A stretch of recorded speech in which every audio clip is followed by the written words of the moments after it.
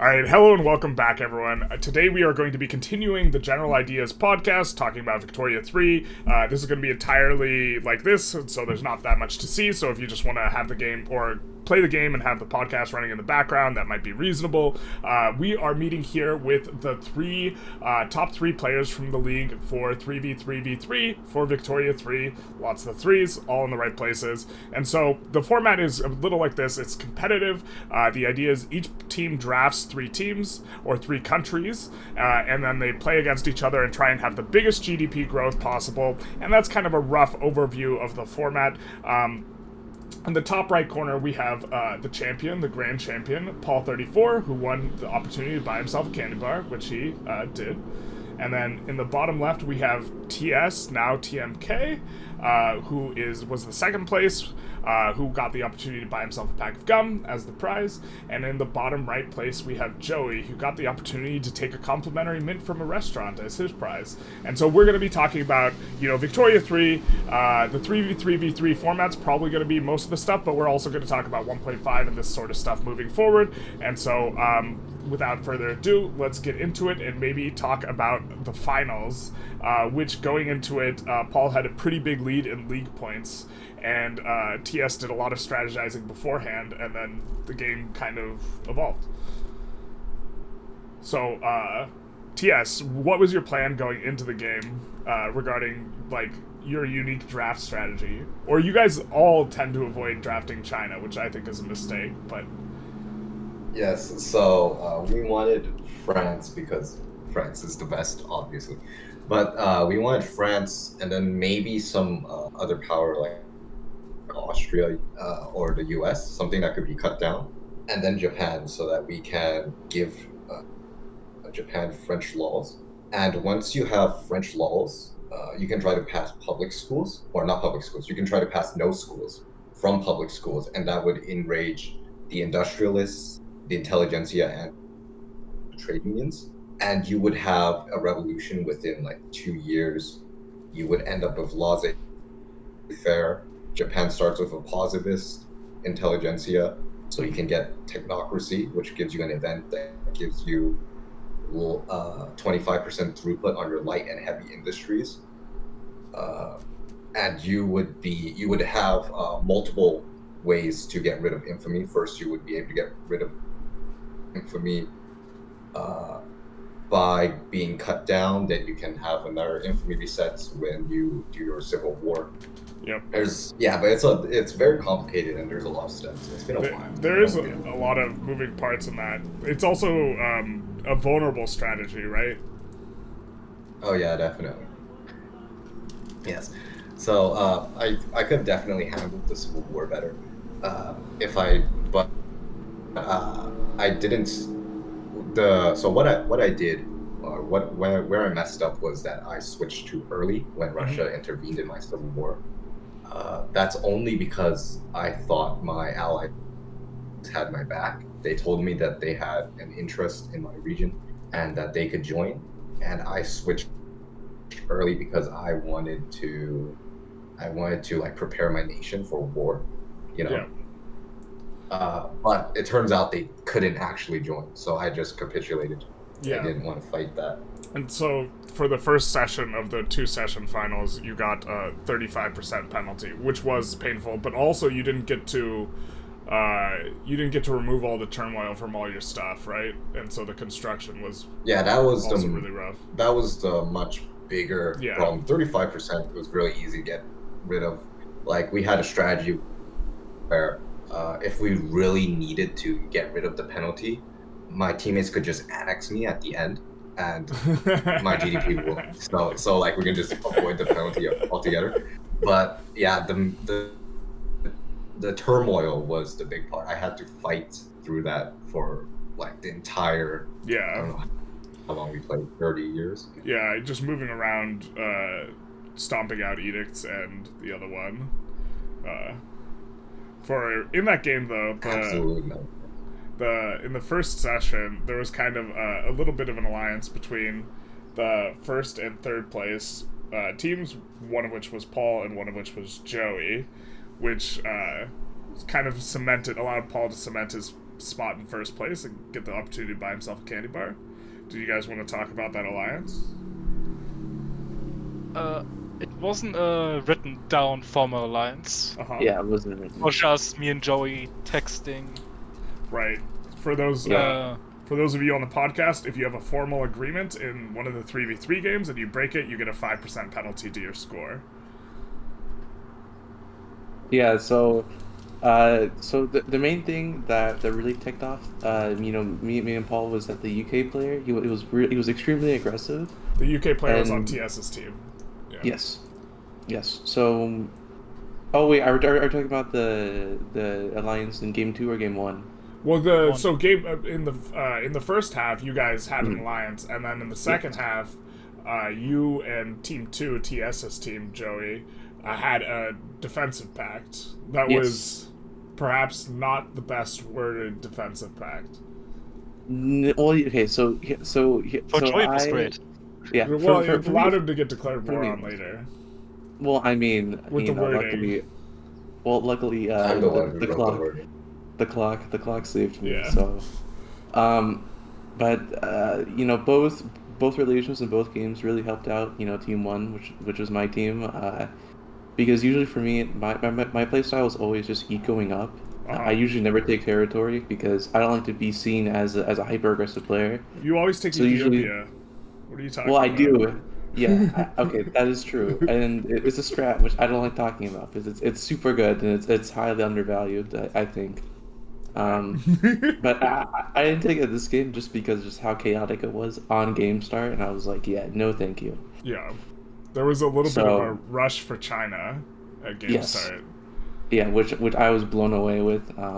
Usually, if you take Chinese states, it's a sin. It's a sin, really. I mean, if you take that, you're already a pariah, and then, we'll just cut you down. Yep, that's what happened to the UK player. It was very fascinating to watch China get carved up in the first half, and then them getting cut down to size. The UK player who was on TS's team in the bottom left, and then they got cut down to size, and they lost all the Chinese provinces. And so for the second session of the game, Qing basically had all their provinces except for Manchuria, which Russia took. Mm-hmm. The UK seems to not pay attention to their infamy, because they had a lot of infamy. They had like 80 infamy from taking Japan, right? Yeah. And they were only supposed to take like one state, but I don't know how much they took. But yeah, there was a lot of infamy for them. Yeah. And then there's a second part where he went up to like 99 infamy again in the second session. He went over. Yeah. Classic. Yeah, so I think that was one of our faults. I guess another fault is that the UK was doing diplomacy without telling the team, and then I didn't know that was happening, and I was trying to do diplomacy. Right. Yes. To be fair, Paul's teammate Tired Star was also thumbing pies without discussing it with his team. Yeah. So especially only thumbing us though. Yeah, especially with Tired Star. He also, I think, what was it? I believe in the first game, he tried to, I think, bully Japan, and TS kept joining Team 1's chat, asking, please help us, and I'm like, no. I think try is probably the wrong word. I think he was successful. No, well, I mean, he was successful, but, We didn't plan on bullying any teams. It just, Japan had a revolution, we jumped in, it worked out great for us. No, that's not the only. Okay, any war we start, and like any play we are in, Tired Star would join against us. Yeah, but you know how many times the U.S. tried to annex California? Oh yes. First of all, we released California because of Russia, and then we tried to annex California. Tired Star intervenes, and we failed the annexation. And then we try again, and he intervenes again, and then we finally succeed. That's 3 times already just for California. And then there's Korea, where I tried to puppet Korea. He intervenes against me, and I win the war. And then I try to annex Korea, and then he intervenes, and I still win the war. And then there's the UK, who had 2 civil wars. and he still intervened in both of them. And so What's really funny Yes, though? and there's like an instance in China too. He never doesn't joined any intervene of in our anyone wars. else but our Yeah, yeah. he It's only just us. intervened in This Team is- 3. Yeah, But you guys but didn't the start thing- as many wars. Well, yeah, that the is thing true. is, yeah, you guys were way more passive. Well, It was quite clear Al- that also, no, you guys Spain had he was really aggressive, so you I don't guys had blame- Go on. No, Spain went all out on South Africa. Oh, see yeah, how he much did. we yeah, took them? but like that's not I much. mean, I don't know. South Africa. Even though Generalist is really bullish, I don't know why he is. You know, it's just Have you gold. never built a gold mine? I have built gold mines. It's just gold. I mean, It- you know, do you know what's better? 100 tool mines. Or Yeah, tool you vendors. could get both though. I don't know. Porque no los dos. Why not build 100 tool mines and have gold? I'll just double They're the not tools. mutually exclusive. You can't. They You are, can't. in It's my like, mind. the Gold is F tier. Gold's F tier. Jesus. You're Tool- you're setting yourself tool up dot for S+. the listeners to not trust you when you say interventionism is great. Good. I'm just kidding. Listeners, please listen to me. Please, I know what I'm talking about. Please follow the denomination of interventionism. So you guys all hate. So what was interesting in regards to the draft? So the draft went. TS's team on the left picked France, and then the second pick No, was. we didn't pick France. Oh, sorry, Joey in the bottom right picked France. That's right. And then in the top right, Paul's team picked Russia, and in the bottom left, then you picked UK, USA. Did you think about taking UK East India Company instead? So we needed. Well, our strategy involved two nations conquering Japan, so we can't do that with EIC unless we release them. That's. Oh yeah. So we You couldn't could. do that. Do you know about the Bengal trick? No. If East India Company releases all of their subjects, and then the UK releases them, procking the event, and then you choose the one where you break up, you only split your territory with your subjects, and if you have no subjects, you get to have Bengal with 0 discrimination and 0 turmoil. Well, Really? I know that now, Well- but even if I knew that then, I wouldn't have picked Yeah, it because the EIC and the UK are too weak. We need at least some sure. other I mean, skirmish power. the other one you probably could have picked for your strategy would have been Austria.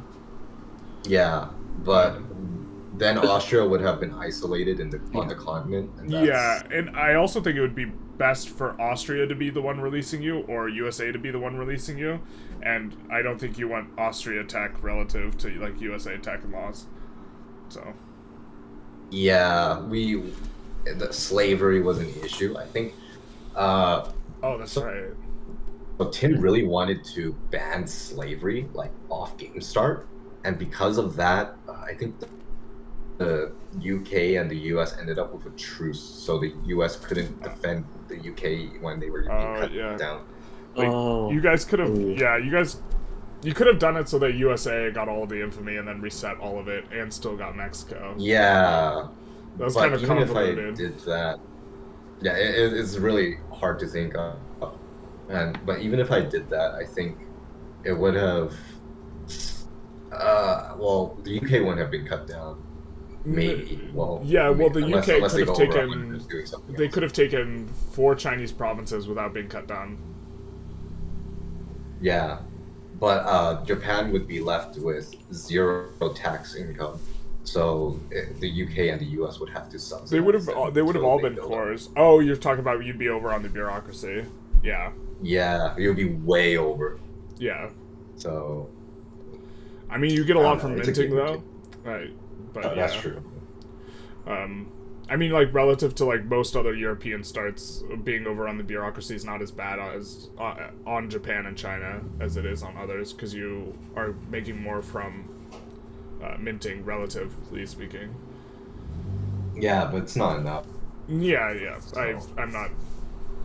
You would have been building admins for a while, but after that, I think the And, direct. what I wanted to say before was that I think Tired Star was targeting our team because I didn't draft him. That's funny. I mean, it's possible. I should That's bring the this up. metagame It is strat. possible. He's like putting himself in.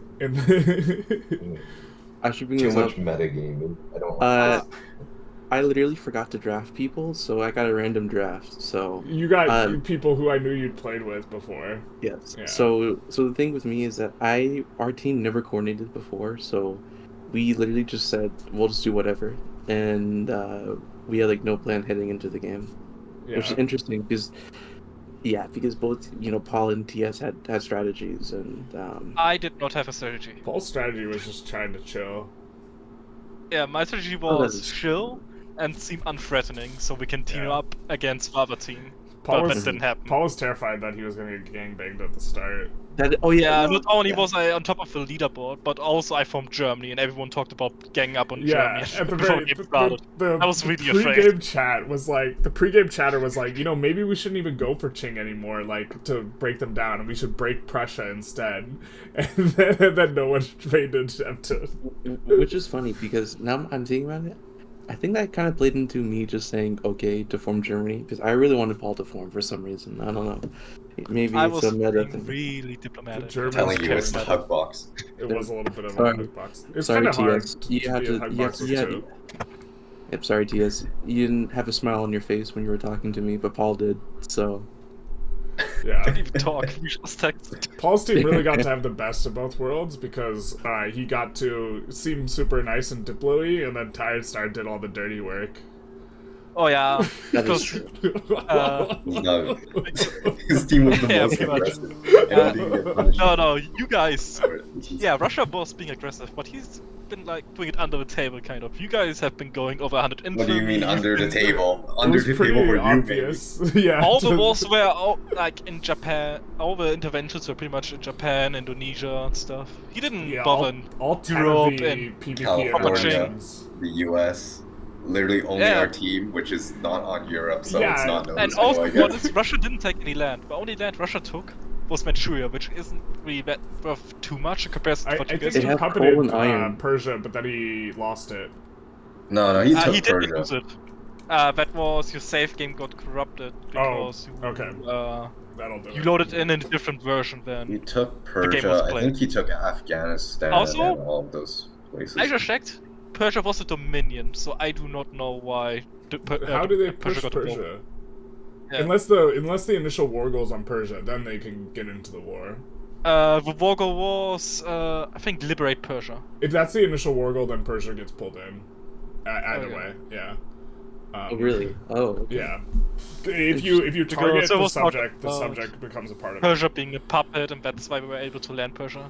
Yeah. So I thought that they had puppeted him, but if the initial war goal was on Persia, that's why. So Yeah. after USA was drafted, then Austria got picked by Team 2, Paul's team. No. Did No. you? No. No? Austria was picked by Joyce. Oh, sorry, Yeah, by yeah, Joey's Joey, team. it's okay. Sorry, bottom right. And did you guys? Just tried to pick the strongest team. Like you could have picked EIC or China there as well, or Prussia. No China, man. You don't Yeah. pick China. Sure. No I China. agree with that. Don't play No China. China. Don't play China.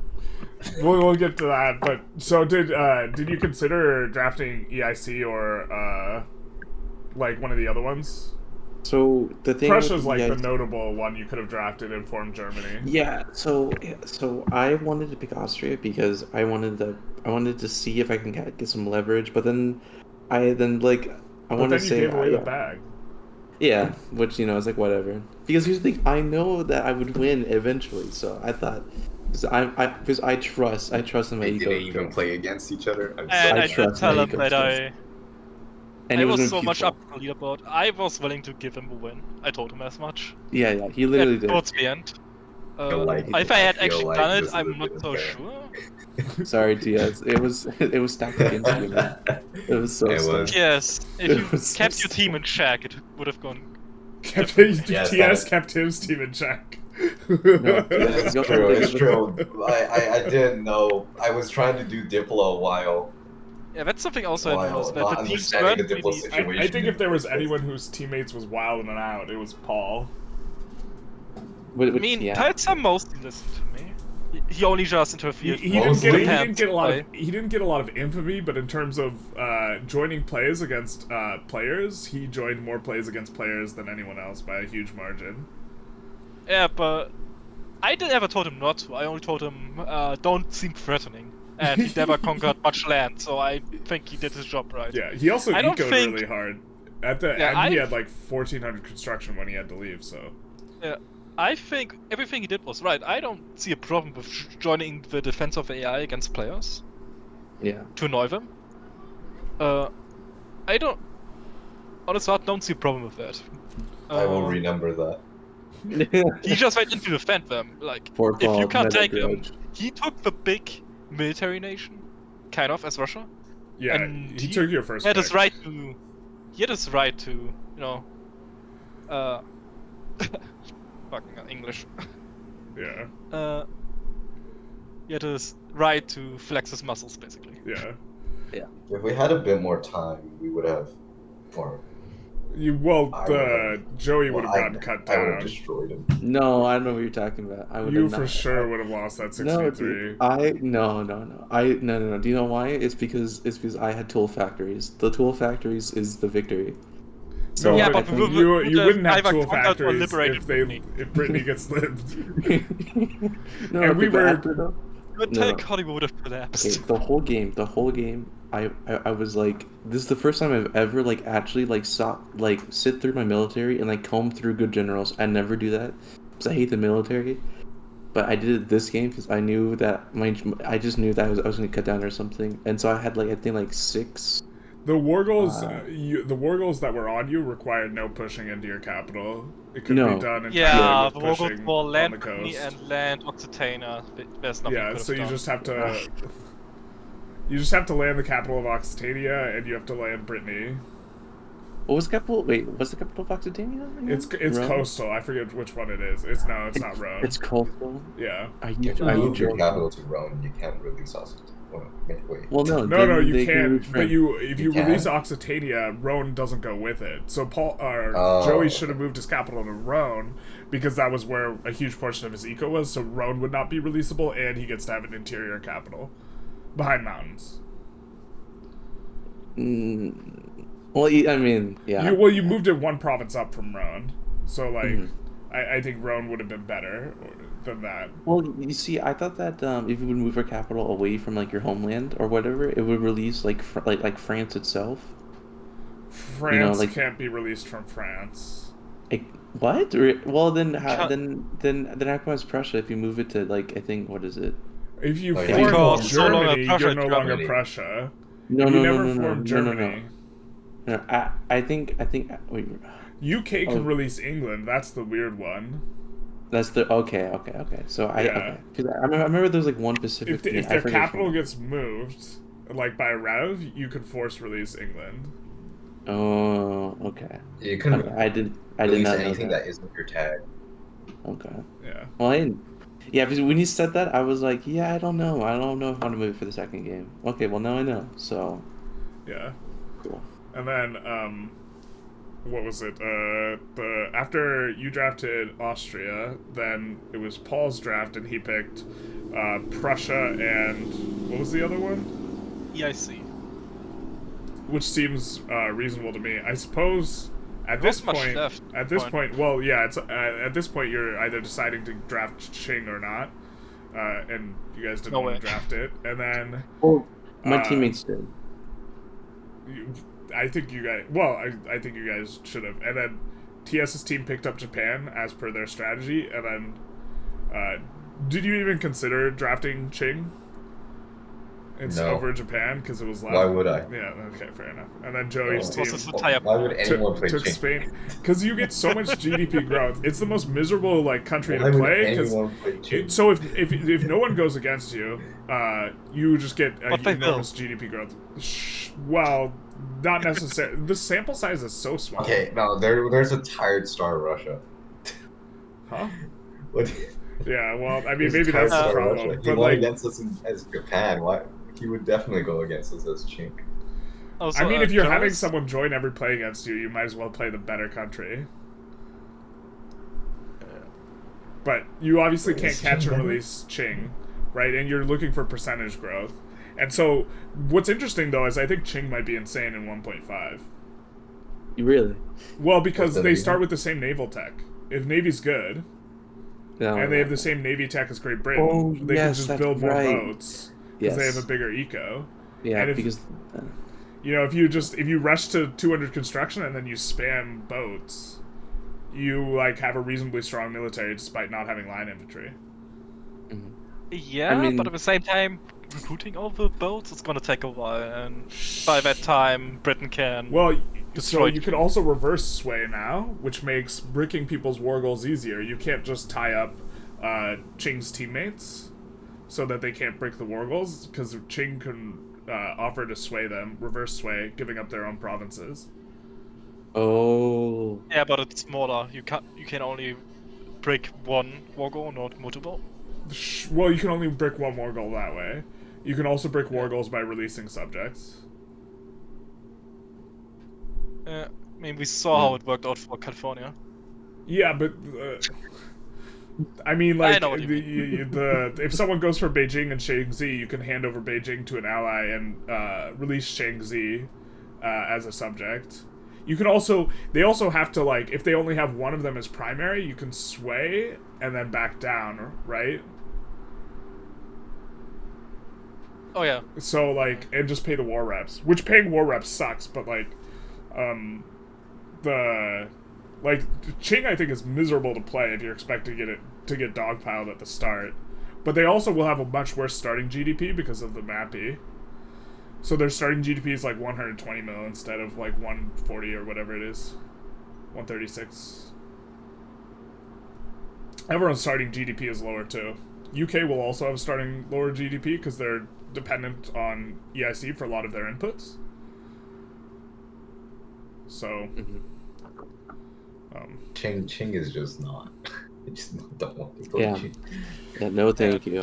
You have the three winners, pretty much, of Yeah. the 3v3, I all understand. telling you that Qing is a bad pick. I disagree. But I can appreciate that you all... huh? No. Listen, I agree with you, but the thing is that the other two teams, they will immediately, without hesitation, team up and they'll just stack on the team. I mean, the whole like, game. people were starting to think that, like, Prussia was the problem. No. Well, I didn't, so there you go. So it breaks it down. Well, both TS and Paul were, like, entertaining the idea that it might be better to, like, cut down Prussia at game start than Qing. No. I was just bluffing. No, TS You was were just talking bluffing? about it. Okay, well, I just wanted Paul to pick C2 Qing? or Team 2 so that I wanted him to pick Team 2 because Team 2 has historically never won a game except this one, but that's mostly because of Hugbox. I swear it's the Hugbox. But I don't know what you mean. Well, I don't know if you could attribute it entirely to Hugbox. No, I think that's just joke. at the end. They did.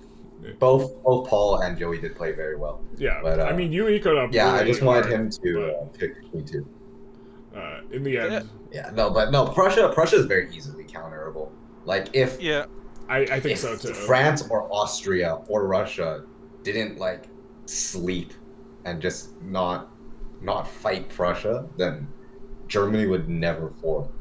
Yeah, but for some the scary combo reason in all of these games they form. The scary combo is Prussia, France.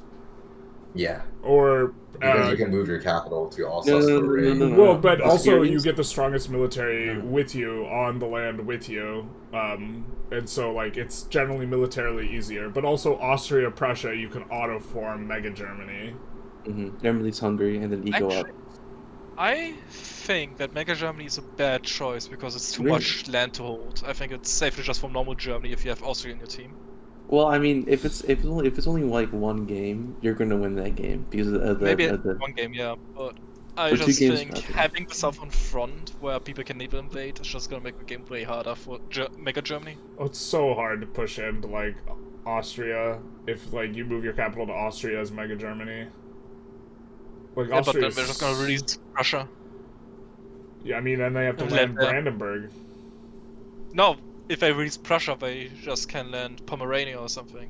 They just need to hold the land. Don't you need the capital of the thing you're releasing? No, if you say liberate a nation, you only need to hold parts of that land. Okay. For example, if we say liberate Ukraine, it's enough if you hold Crimea. Interesting. I heard that was part of Russia. No, Ukraine is. Not sure what you're saying. Yeah, sure thing, Generalist, I man. Yeah, Yeah, yeah, sure that's. thing. I definitely think Crimea is part of Ukraine. I mean, you can Yeah, have this much what you discussion said. of de jure versus de facto, right? Mhm. Uh, but 1.5, it Yeah. looks like it'll also change the entire metagame up a lot. Oh yeah, definitely. No, I mean for me probably because I don't run Laissez-Faire. I think that they did nerf interventionalism. I think that they need to buff it by giving it like the loan interest rate or even increasing MAPI. That Because why would that doesn't make Prussia, sense though? Like from a game simulation perspective. what do you mean? No, no, oh yeah, I didn't hear that first part. Yeah. With the qualifier from a gameplay, from a simulating economies perspective, laissez-faire should be more effective at boosting your economy. No, no, interventionalism should because and it started.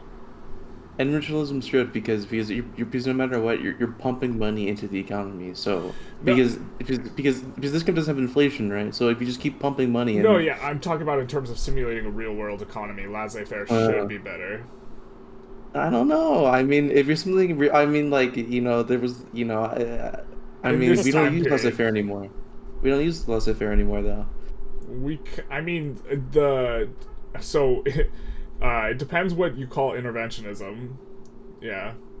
I consider like almost every economy somewhat interventionalism. Yeah. It's not a sharp delineation. So like it depends Yeah. what you mean. Like because like Well, you see, it depends if you're regulating to manipulate industry or if you're regulating to account for externalities in the economy.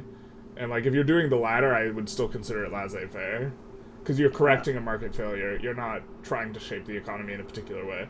well, by the very definition, though, it is still interventionalism because laissez-faire is just hands off. Right, but So we're talking about trying to capture the real world, which is not sharply like bifurcated between two things, yeah, and like that's why it depends on your definition, because you could say that like any accounting for any externality, you could say that building of lighthouses is interventionism, but that's like a good that will natural economies will fail to provide because it's not an excludable good. So when you build a lighthouse, you can't make it so that people who don't pay for the lighthouse don't get to make use of it. They just will avoid the rocks either way, right? So governments have to build stuff like lighthouses and military, yeah. and like fire departments, right? Because Even laissez-faire in Vicky 3 is modeled where you can subsidize railroads Yeah. and other stuff. Yeah. uh, Well, I mean, I mean, I still think that in 1.5, I think that they did be some happy, but Yeah. I still think that they do need to buff it because I think that just having just one economic system, be quote unquote dominant, I think that, I think it's just kind of bad. So I think that well, they should that's the either way it is increase. right now. Well, to me, it's not, but to me, I But think it's the other way around. there was for multiplayer, I think interventionism can be a lot better because being the person who gets to build the tools and the resources is like it's an advantage if you get to push the economies of scale faster than the other person. And interventionism, I don't think it's good enough personally. I know you think it's like spectacular, but like with single player, if you just build those things, the AI won't build them. I mean, And so and you can dump to the single AI. player, I'm not. I mean, in single player, I mean, I mean, in single player, I don't even fight you over Laissez-Faire because even though I think Laissez-Faire is slower, to Laissez-Faire, it's to me it feels more. It's a compounding, economic law. While originalism, I think it's good up front, but then I think it lessens over time. I agree with that in that you can get to economies of scale faster on interventionism. Yeah. I think. And so Yeah. that in that small window, I think it's probably better because you can Yes. export and push economies of scale. Yes, but the thing is that, and of course, in MP, this is completely different though. But Yeah. and in single player, you can do like whatever. I mean, because you can even do like banned industry, and you can still get number one, no matter what. Because AI is dumb and it can't build. Yeah. But I think in MP, because usually like games end by like 1880, usually, or even 1860. It just depends. So I think like Laissez-Faire though, I think it reaches like its like pinnacle in like 1890 usually. It's I probably a think. GDP value where it's the like reaches. Yeah, no, the- I'm just saying like usually in like MP though. In like MP, that's usually when players like reach it. Yeah, so like when other players get to hit economies of scale, and they're on laissez-faire and you're on interventionism, I think interventionism's like worse.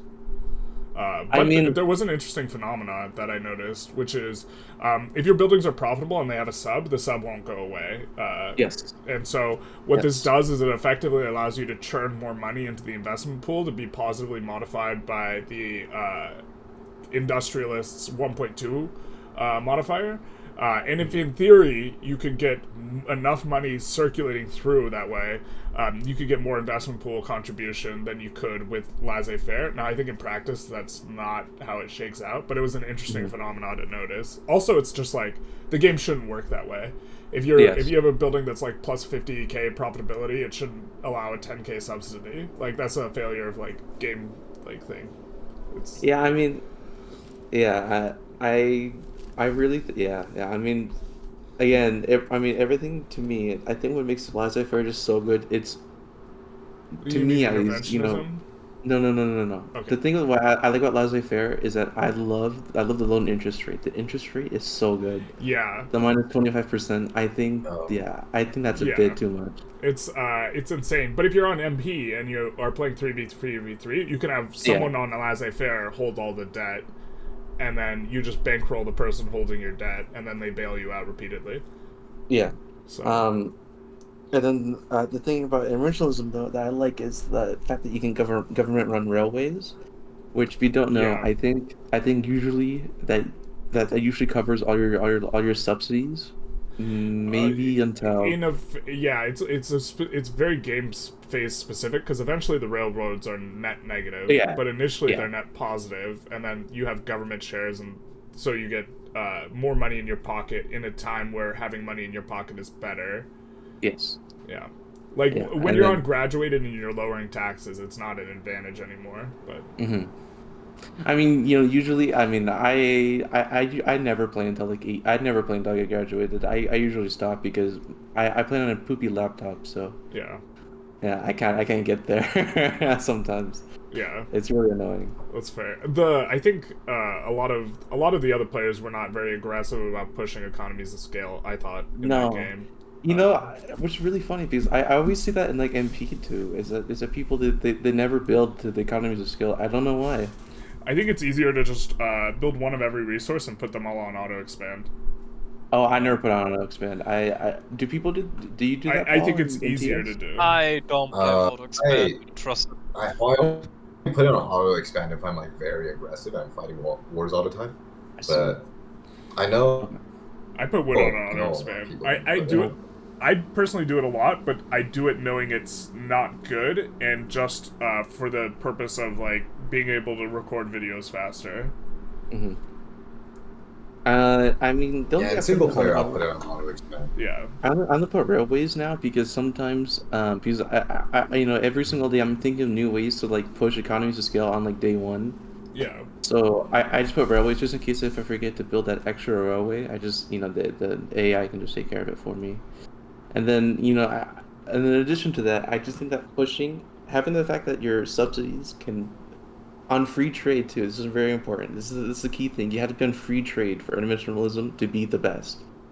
Is that your subsidies will You're stop exporting people? everything. Yeah, you're exporting everything, and even if you're failing in industry, if you subsidize it, they'll never go out of business.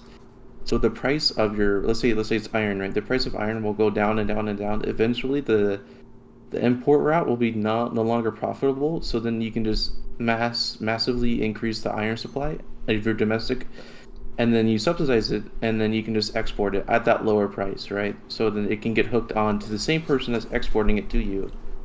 Yeah. And then they can't push the economies of scale as well. Yes, is because one of the big things. yes, Or they because can usually- force it. Like Yes. I know we did a test game where the two of us played together, and I like could still force tools, but I would have to go through like periods of like unprofitability. Mhm. And when I would force tools and you were dumping to me, it would hurt both of our economies a lot. Yes. Uh, But the thing is that it's always whoever has the bigger like pool of money and or the person who subsidized first.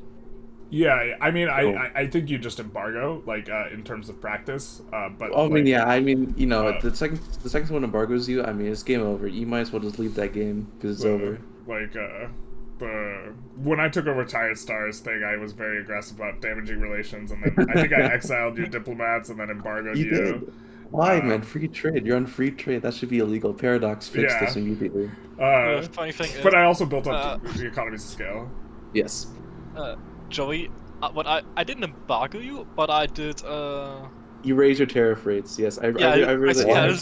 tariff Yeah. rates, and suddenly we're only exporting like Yes, 7 tools. I realized that when I was in the game. I'm like, did this bastard raise his interest rates, or not his interest rate, his tariffs? And I You think know he what? did. I think I did if do it. people are on protectionism and you're trying to dump Because to he was them, sending like 1,000 tools. and to then me, like, I think that's the even better than embargoes. Just like, because you're the one effectively, Joey, who pays the Which tariff. which actually that brings me back to another point of interventionism is that if you subsidize your tools so much that it will be better, even with tariffs because you can sell it cheaper even if the tariff No, but rates are high. at that point, I think you're juicing their economy. I think No, that's you're just I bad. in your will. I economy. will say that I was supporting Joey's tool economy. I was supporting 7K wood to him. Yes, yes. That's Once we fine. declared war, though, you Wood would is have more disappeared. efficient than tools. Oh yes, yeah, I totally agree. 100 trillion%. Like if you can I export wood and just like blast, like it's better than tools. yeah. I mean, If I was only playing the on. U.S. built up all of their logging camps, If What it do would he have did? I been. thought he didn't. I thought he I did. don't think he did. I He think only I had can check. 300 construction I at have the game end. open right now. you have a game open. Yeah, I think he was exporting me like 7K wood. I think he was Yeah, exporting but me that was wood. mostly meat. Like Oh, that was. Japan was Oh, that's completely built up. right. That's right. You're in the same market. Yes. Okay. Never mind. It was you then. Okay. I was like, did the US build up his I was wood? exporting you everything. I was control of the trade Okay. Yeah, routes. So tired. I was exporting you iron, Okay, like I coal, mean, wood. Because I actually, the fun thing is I actually ran out of iron. I think I ran out of iron besides the thing in Algeria. So Yeah, I could the tell it was US a did ripe build a lot market of for me. wood, but it's not everywhere. But most of the stuff where he didn't build isn't that populated. okay. Yeah, I mean, I think I usually. after 1.5, the hardwood, like wood, I'm not sure which modifier is better after 1.5 with the hardwood output modifier versus the throughput modifier. I mean, the U.S. got buffed in 1.5, didn't they? Yeah, but A lot of people got buffed though. I actually have no U.S. idea. Prussia got mega buffed. I think that Austria and U.S. in terms of the 3v3v3 format are the big losers, and they're 7th and 8th now. I think the U.S.'s buffs aren't as big as other countries' buffs, effectively. So like, can you explain to me in general about like the trade in 1.5? I didn't see any differences. With the trade, why it's worse? Yes. Because you're not influencing. You're only influencing their market price, which is affected by MAPI, or right. So like if they have a MAPI of 80%, right? You're influencing 80% of their price, but not that last 20%, But and so your roots are going to be smaller. well, wouldn't it be? I mean, wouldn't it be bigger if you keep building more and more though, so that you're selling them more and more? I Is mean, that but that's always true. The no, but I'm but saying like you're more though, but the because equilibrium is going to be lower for whatever value it like for however much stuff you can produce because you're not affecting. They will have equilibrium like level stuff, and also all their domestic goods will be way more profitable. So if someone's trying to compete with you, building tools, they won't have to eat the MAPI on their tools to become more competitive. You will have to eat the MAPI to outcompete them. well then I guess that's where subsidies come in. Then I guess Well, but yeah, I mean, you can. I think at some point you're effectively subsidizing the other person's economy. Yeah, well, I mean, but I mean, it's reciprocal though. They get tools. I get a boost in GDP though. Yeah. The also, I mean, like the big thing is you get to force resources really hard. Like the Yes. resources are way better than the tools. And I think that's more what makes the strategy work than the tools. That and the EOS, but I also think EOS is just going to be worse, early game, in 1.5 because of the local goods prices.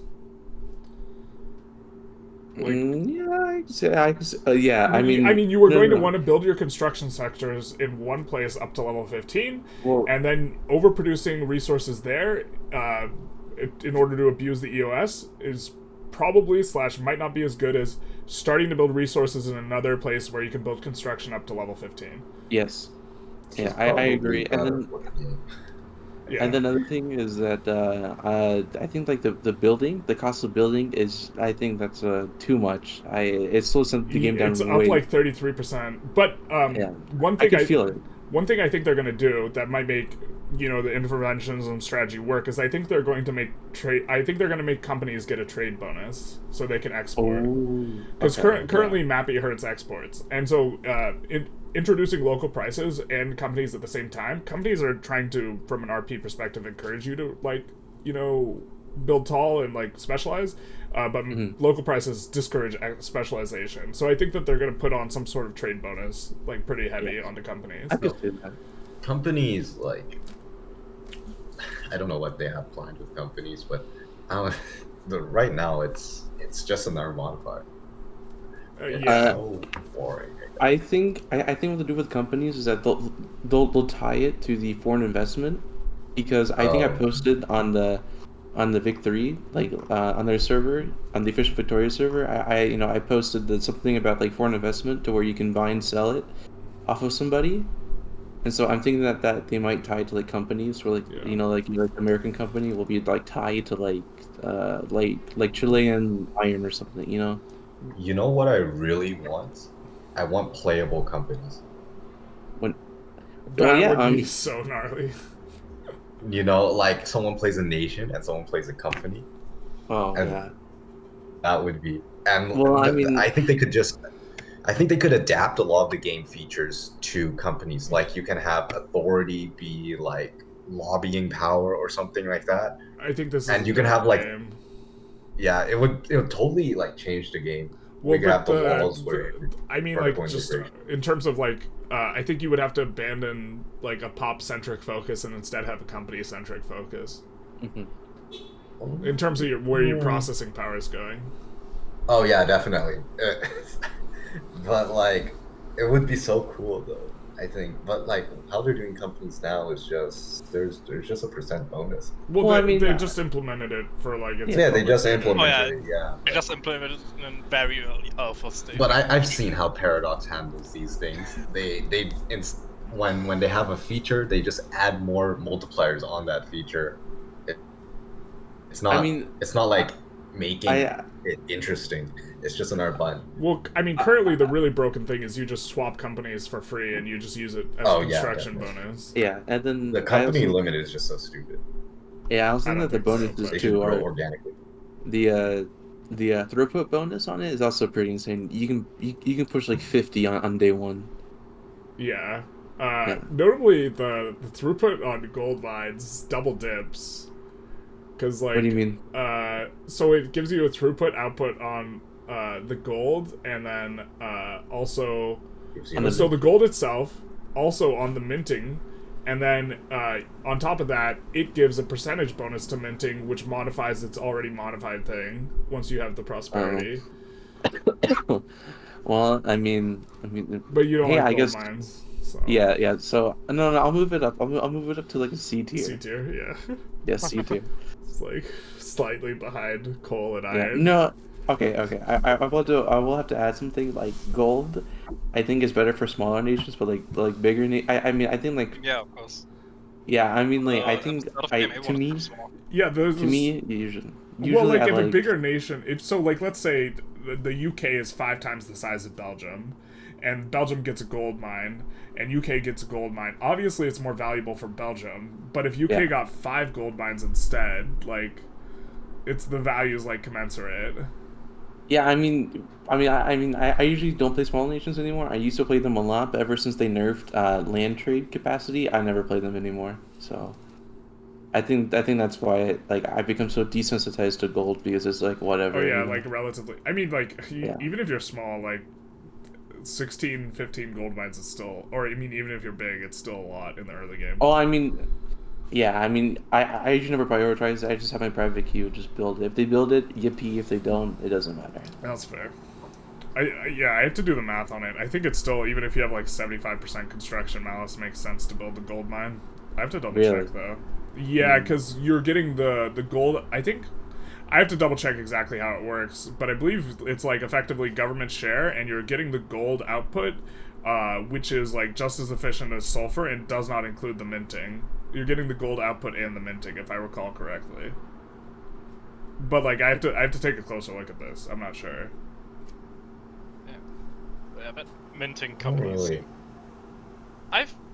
I want to see companies that have like really strong buffs but also debuffs, kind of.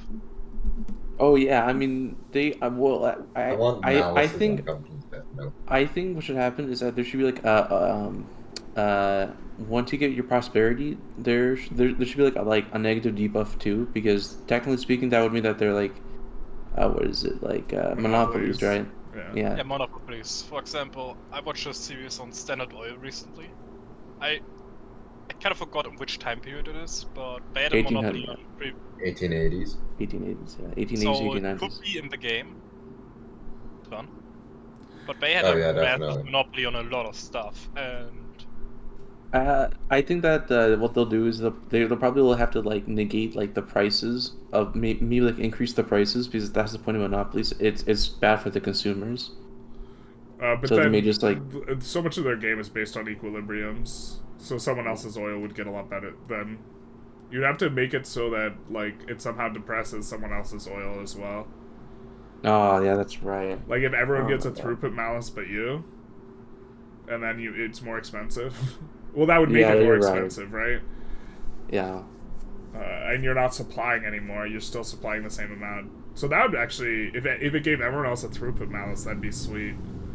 That'd be really unfun to play, but yeah, I was thinking more with a sense of, for example, Standard Oil has oil, railways, maybe rubber, maybe engines. That's why I'm saying Yeah. playable companies. Playable Because companies. they have a lot of stuff in it, Vertical integration. but they get the debuff of, I don't know, more radicals or lower wages in those factories. Lower wages was an interesting one in there. More radicals. Oh, I mean, Lower Maybe wages. have some companies I- have events, because for example Standard Oil went big for a while, but then there was, I think, a newspaper I mean, kind of I think that the published- best form of Malice would actually be in terms of a corruption mechanic, probably. Yeah. As they sink I don't their, even they like sink the their corruption. hands into politics. So yeah, but sorry, it's like it's not entrenched enough. I feel like you don't have the sense that the corporation is really entrenched into politics. If it's like the Cold War project corruption, where it's just no. a percent I'm ticking talking. up. I'm not. I don't think I like it in that sense. I think I would.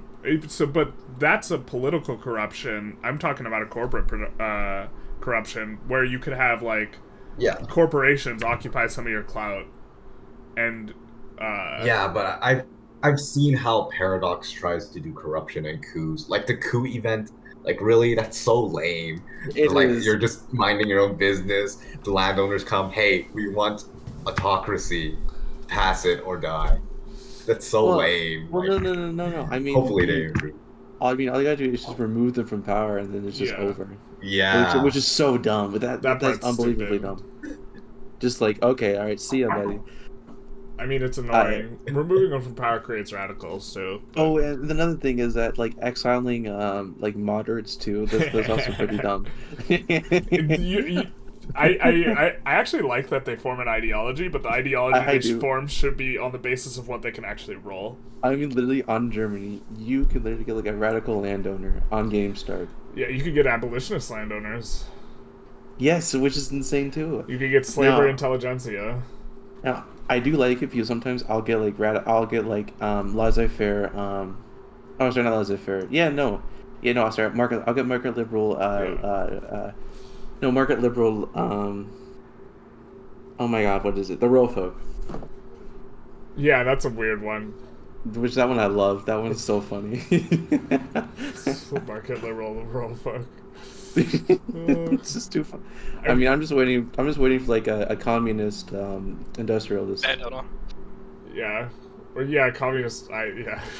There's a lot of things where the communist doesn't make sense. I mean, And then I'm not sure if I just remember wrongly, but I think I saw a radical landowner before. yes, yeah, That's how you yeah. get The it. Germany, it's Germany. Yeah, I mean, the Based. Germany. I mean, you can go like Republic on. It's just too good. It's just too good. Another thing is that you brought up a good point about like the wages. So I was playing like a game yesterday. No, two games ago. In MP, right? And people think that like if you have like cheap goods, even if there's like peasants, that their SOL will go up. I'm like, that's not how it works, right? You want to have people. Their SOL will go up, but their wages are probably low. Yes. Yeah. Yeah, and then they're like, yeah, the SOL will go up. I'm like, if you get them out of a peasant and you get them into like, like even if you get them up to what is it, a laborer, it's better. Yep. New meta is building infinite rice farms. Yeah. Oh yeah, no. I don't, why are you so bullish on rice farms? It's Because not it's rice two farm. buildings for the price of one. I mean, yeah, but I'd rather prefer like hemp, like a hemp farmer. I mean, I would, if you're talking about de-peasanting your pops as quickly as possible, now nothing's better on a per construction basis than rice. Mm-hmm. And that increases their can you even get because can you even get them out of, can you get like all like the peasants, or not peasants, I'm sorry, laborers, can you like get them all out and move them up to like a machinist or something on their rice farms? On the rice farms, no, but I'm just talking about on a pure I'm de-peasanting basis. They're the best. Yeah. Like the problem is you depress the price of rice to -75 very quickly. Mm-hmm. And that's why it's spamming. As long as all you have to do is just join in our market. But, yeah. No. Even still, we're still depressed. Because Mappy makes it like hard for you to get the full for it not to be depressed to -75 or like approaching it. Because if the market is -60 and then the locals -75, it still gets like pulled down towards the -75. They should, I mean, hey, I didn't see the patch notes, though. I agree. No, they should not. In fact, they should put a throughput bonus immediately, a 20% throughput bonus on rice farms. Can you imagine just like... I think the PM was also already the best grain PM. I thought what was it, the other one? Millet. I thought Millet was. Millet was really good. The difference was Millet would allow better labor-saving PMs. And so, like, in the early to mid-game, Millet was better, and then in the late game, when you start hitting equilibrium unemployment and you have a lot of unemployment, then Rice becomes better, because you wouldn't even want to use labor-saving PM anyway. But, like, Millet was the best one that would not get stuck on the lower-tier labor-saving. Okay. Yeah, that's interesting. Rice can't have tractors and stuff. What's that? Rice can't have tractors. Yeah. They stop at the thresher machines. Yeah. Mm-hmm. And then the thing about unemployment, though, I think I read in the patch notes about like the birth rate. So can you explain that? Because when I was reading it, I really didn't understand it. Well, I don't remember all the numbers, but the TLDR is that they are reducing birth rates, and they are also making the equilibrium SOL required to have maximal pop growth be 25 instead of 20, which is, it's hard to get a majority of your pops to 25 SOL. Yeah, that part is so weird. Like 25, really? Yeah. So, well, like I also appreciate it because like it's possible to get to 20, and so like it was a weird gameplay pattern where you would actually want to depress your SOL to get more pop growth, like in certain situations. Mm-hmm. Well, I'm trying to think of this like as an analogy to real life. Like, what does 25 SOL mean, right? They'll probably have like everything they need. They have like cars. Yeah. No. I don't know how to represent it. It's an entire nuclear family. No. It would probably be to where they could probably. How would I put it? I mean, it would probably be like mid. No, not even mid. I don't even know. I'm pretty sure it's just a point where people don't really fear for their future. economically speaking, and medically But speaking. no, that's like. I mean, you 15 start consuming on luxuries middling. at 15. Yeah, like 15 is like middling, Okay. right? What's 20 again? Called Secure. anyways, it's so Secure. weird. Secure, which Secure, are right? pretty much So 20, that makes sense. Yeah. But 25, like it feels like Paradox is trying to argue that 25 means that you can buy 9 maximum phones. depth. Well, I think they're trying to reduce Yeah. pops to improve performance. I think that's their main motivation. Just like That's true. they've had a ton of things to slow down the economy. But like, would you argue that China, like real life China, is at 25? No, they're probably SOL No, right but now they're because of probably their like well, 18. Interestingly or rather enough, like in their Mexican labor is days, cheaper than not right Chinese now. labor now. Yes, I saw that. I read that report. I was like, What? yay. Well, so the price of Chinese labor's increased drastically in the past, like I think 5 to 6 years, and now like Chinese labor is more expensive than Mexican labor, on the whole. Well, that's fascinating. Which shouldn't be the case, but Well, No, I mean, no, we're I- talking about politics. reality. I mean, what do you Yeah. mean by should? Yeah. Hey, listen, Well, I'm or just like saying, historically, it's politics, definitely not it the is the case. Yeah, but like, Hey, so you're gonna see more stuff like produced in Vietnam in terms of like mass production and cheap labor. Mm. Wait, is more everything Mexican made in labor China? cheap for the U.S. or is it like cheap globally? Because It would keep going. The price, the hourly wage is lower, so like it's not including transportation. oh, So like That's interesting. that would make it even cheaper for the U.S. for Mexican labor. In fact, the U.S. already uses a lot of Mexican labor.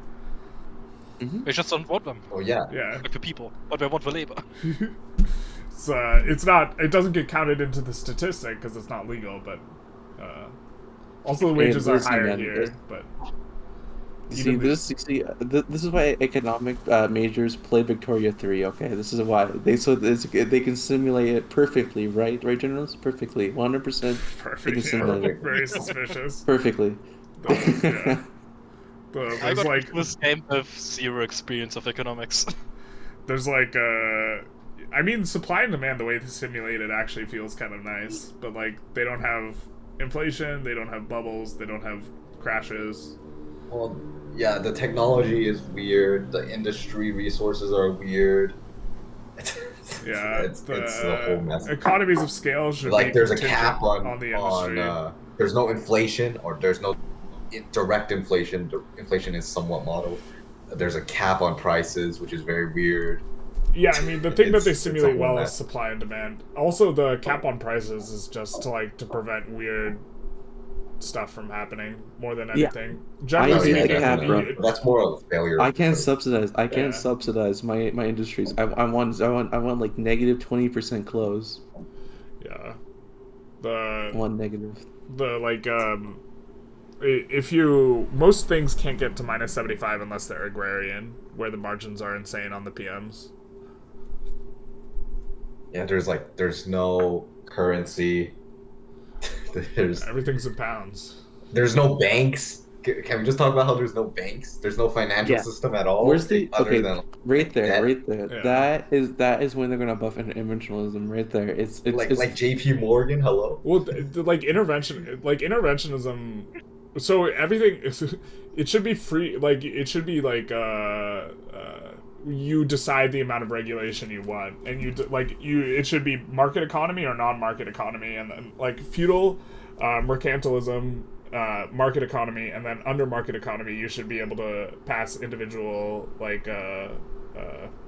interventions. Mhm. And then I also think that they probably will nerf free trade. I think too. I think that they're probably gonna have it to where things like Victoria, they're probably going to like individually like set tariffs for each good. You know, they'll allow like one law, maybe two laws, so you can do it like that. Yeah, like well, that would. Oh well, protecting specific goods. Tariffs maybe, on a good basis. Yeah. You don't Yeah, make it and too then- tedious. It should be on a nation basis. What do you mean? Oh yes, yeah, I got you. Setting on tariffs, you can't Yeah. trade war because like if you have two trade routes on two different nations, you have to set tariff on both nations. Yeah, Which well, is really weird. I mean, I want to do a trade war with somebody who's trying to like cut off my goods. What? and I can't do it. You can open their Market. Their I market, I think know, that but the Treaty port. treaty port's what works. Yeah, just They- repeat. should revert but that's only if they're a lower power than you. they should revert that. It should be where if you're a great power, get treaty port, it's immediately like it works. I like that a lot. I think there's a In problem with you taking like there's more than one way to acquire a treaty port. Like if you can get a treaty port on Spain by taking it from the UK or whatever. Maybe Mhm. it's not a problem, but Wait, the is also Gibraltar a treaty port? I Huh? don't think Gibraltar is a treaty. Is Gibraltar a treaty port? I don't think Gibraltar is a treaty port. It is a treaty port. Okay. Also, like think it is a treaty the port. the main problem was France getting free access to the UK's market through the Indian treaty port. That was the best part. That was just seeing the That like was the AI terrible. just go blasting. It was so funny. It was just too funny. Just on release France. France is like, I'm super excited for 3v3, like what the updated metagame will look like, because I think it's super up in the air who the top 4 are. Between, like, once they ostensibly like fix the military and make Navy important, between the UK, Qing, France, and Russia. Not Qing. Because Russia, in terms of Yeah, no change. in terms of the mappy, Russia looks incredible. France doesn't look very good. UK also Yes, performs like France suffers the most from like worst mappy, and they go from like being obvious number 1 first pick slam dunk to like I'm not sure where they are in the scrum. Yeah, it's because the only Rhone is the only good state in that country. There's also Alsace and Alsace-Lorraine are okay, but like, I'm not. No, thank you. No, I'm saying like You can 10 foot conquer away from Belgium. it. but they're okay. Like you can build there, and it's like you can push your local economy there and have steel and tools. Yeah, but then- Yeah, but I mean, then like a Germany can just take that from you. And of course, in single player, it doesn't I matter. wouldn't have Sure. taken it from you if you didn't attack us. But like I didn't care if you did. yeah. was So okay. it being on the And Silesia's on the I- border too. Yeah. Are we gonna say that like Prussia has bad Oh mapping? no. Like, Silesia is fine. Silesia is fine because I think that's because Oslos though. The thing with Oslos though is that you get a claim on it, and usually German player will always want that. But with the Silesia, it's usually no one wants it. I always want Silesia. I don't know what you're talking What? No, an MP, and usually an MP. Austria and Russia you don't. both. about. Oh, Silesia. well, but RMP is different than like Well, yeah, I know. RPMP.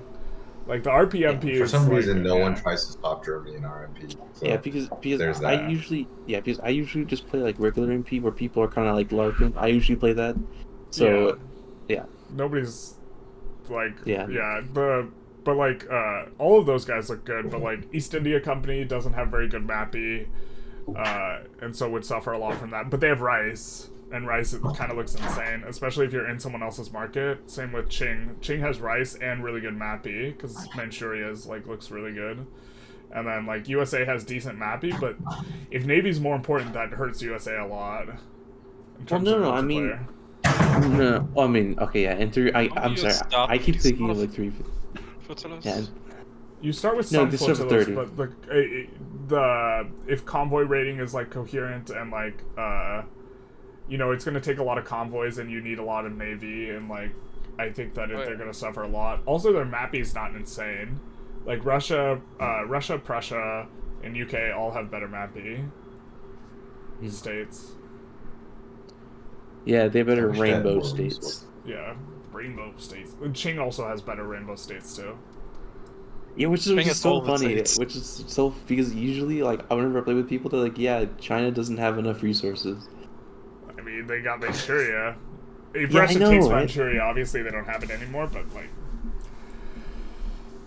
Yeah, I mean, But like, I mean, I also think that China, unless they make more Navy PMs, China just building Navy is like pretty strong. Also, China, since they have a poor starting mappy, is going to have a more depressed starting GDP as a result of local goods. mhm. Well, I mean, the thing though is that if you just rush your Miltech though, you'll get like ironclads though. I don't even think you rush Miltex. I think. Oh, you're talking rushing on the Navy for China? Yes. Oh, No, that's no, an no, no, interesting no, one. no. Oh, yeah, for China and for like they'll say that like the UK and like France are in two separate teams, right? But let's say that there's like a good China player and he builds up his navy, both France and UK can just build up their, they can just rush ironclads, and so they can just kill I mean, that's the a Chinese. cost. What's the significant Yeah, cost? or By I the can time just they It's get worth it. make It's worth it. Qing It's worth it for though. them. It's China though. It's so worth it though.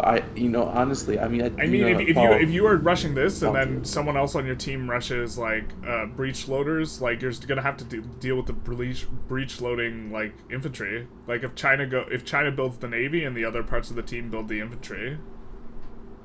Yeah, but I mean, like, you both. I mean, in That this was our plan scenario, this session. Yeah. for what? What was your plan? Japan builds Oh, the navy. one of us Oh. would go trench, one Yes. of us would go breach, Okay. and one of us go production, and That then we'd thing- all just build universities. Thank you for reminding me of that. So, at the very end of the game, I knew somebody was rushing trench because somebody Got trench. yes, I kept getting the tech spread stuff, and I was like, some bastards rushing trench. I didn't know who it was, so it was. It was me, I think. No, the everybody UK else went- actually got trench at the end. I'm like Rushing trench is impressed. going to be After- significantly worse, with navy being more important as well. Yeah, Oh yeah, definitely. I'm Yeah, just glad. I'm just glad actually, you not guys trench, are doing I had breach, sorry. Oh no, everyone had breach at the end. If you didn't have breach, you were. Yeah. I don't know. Sweet. Even I had breach. Spain had, yeah. I told the Spanish player to rush. At the very end, I was like, rush Miltech right now. We need to catch up. So it was too late though. Someone had trench, but see the thing with trench is I don't think it increases offensive, right? It just does more defensive, right? I think it might I be think plus it 5 increases offense. it a little. Maybe both sides. Yeah, like 5 offense, And like 30 A lot of defense or defense. something. I don't which remember is the really exact good deal. for UK. Yes. Yeah. Well, it's going to be really good in the landing meta too, right? Because you're just going to defend fronts and then re-land. Mm-hmm. You're just like Oh, all yeah, on defense, and so like it will. I mean, like yeah. I mean, I think things get shaken up. I think Austria and the U.S. moved to 7th and 8th place in terms of how good they are. I will make the US viable. Honestly, The U.S. I has think I've gotten heard that. absolutely. They've like historically they've just performed so bad. They have the worst win percentage. I really just think that it's because you don't draft the U.S. until like that's usually like your last like GP. I think That I think they would perform better in general over 2 sessions as well, but like also you have to build up convoys and ammo on them. Mm-hmm.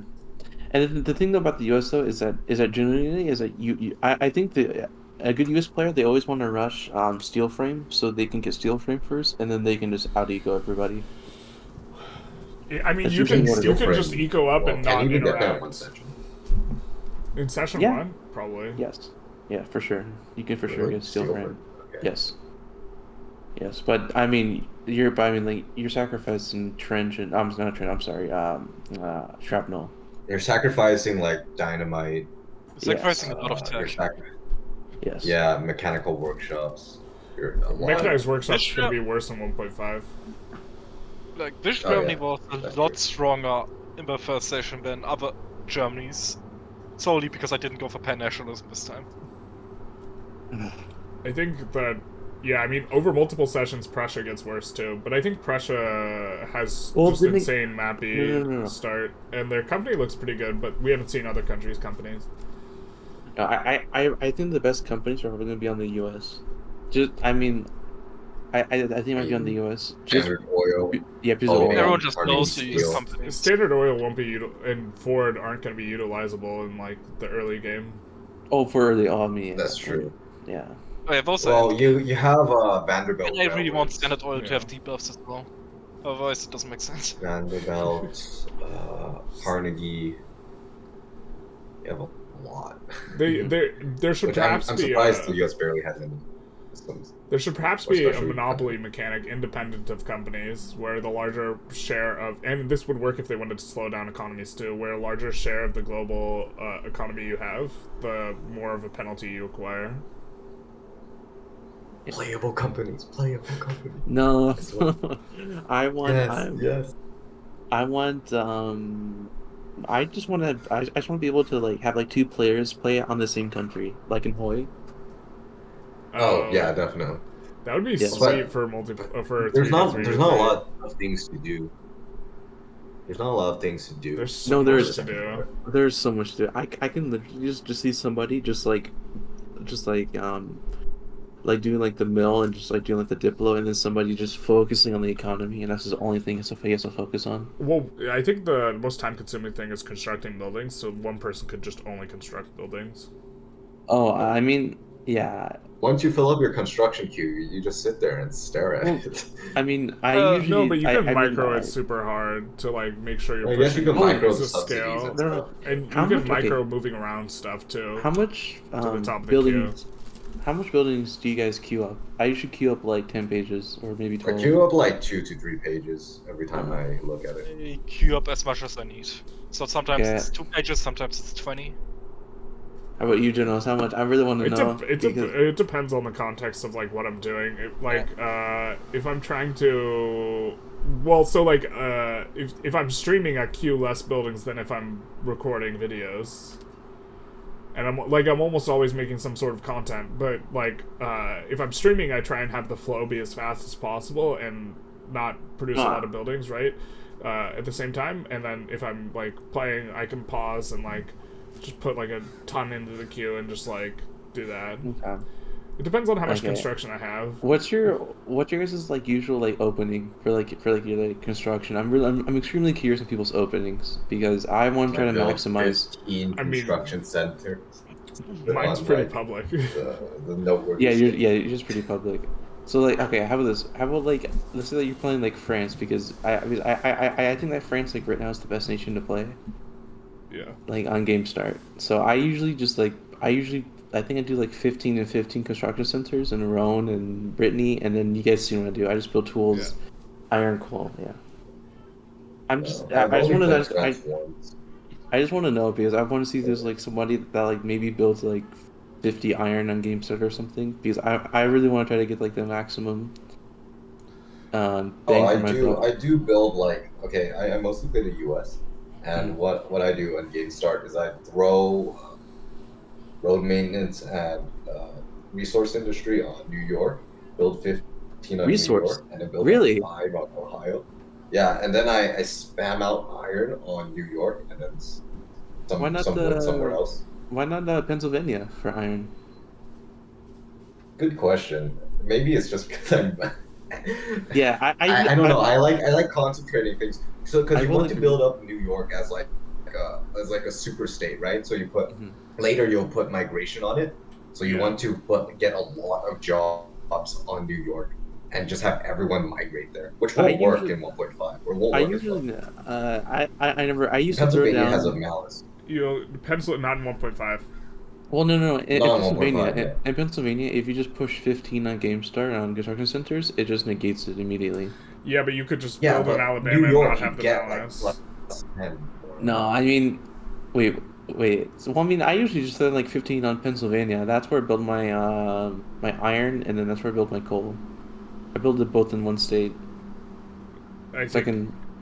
If we're so I can- talking Because you want to 1.4, switch New York to manufacturing No, at 3. eventually. 3 and 4. And 3 and 4.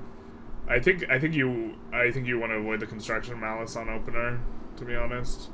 Yeah. Well, no. It's because if you just build your construction centers on Pennsylvania, though, it negates it immediately. Yeah, but you could have a construction but you can bonus on use New the- York instead. Yeah. You Well, can use no, the it does. plus It does 10% bonus. no. somewhere else.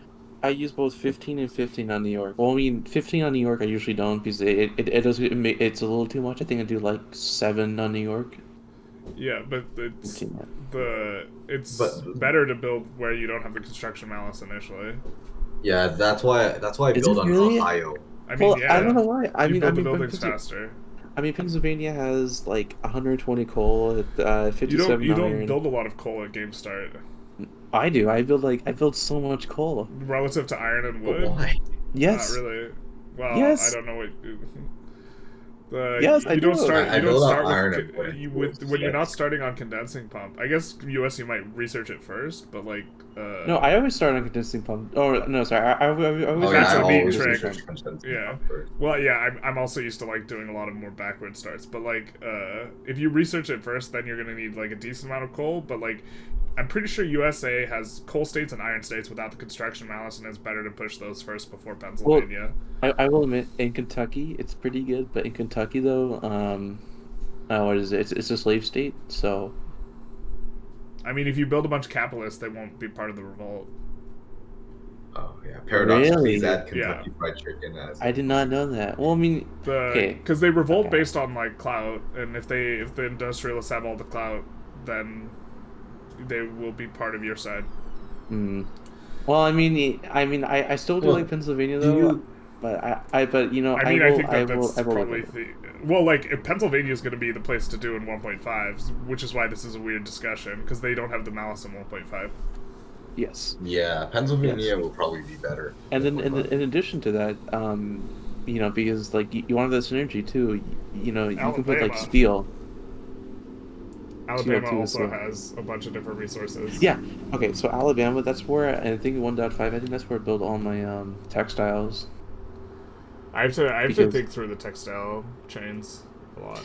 So, I remember I was watching like your video on the tier list, and you said that what was it? Clothes was the most OP thing to build into. I don't think that's the case anymore. I think furniture is better now.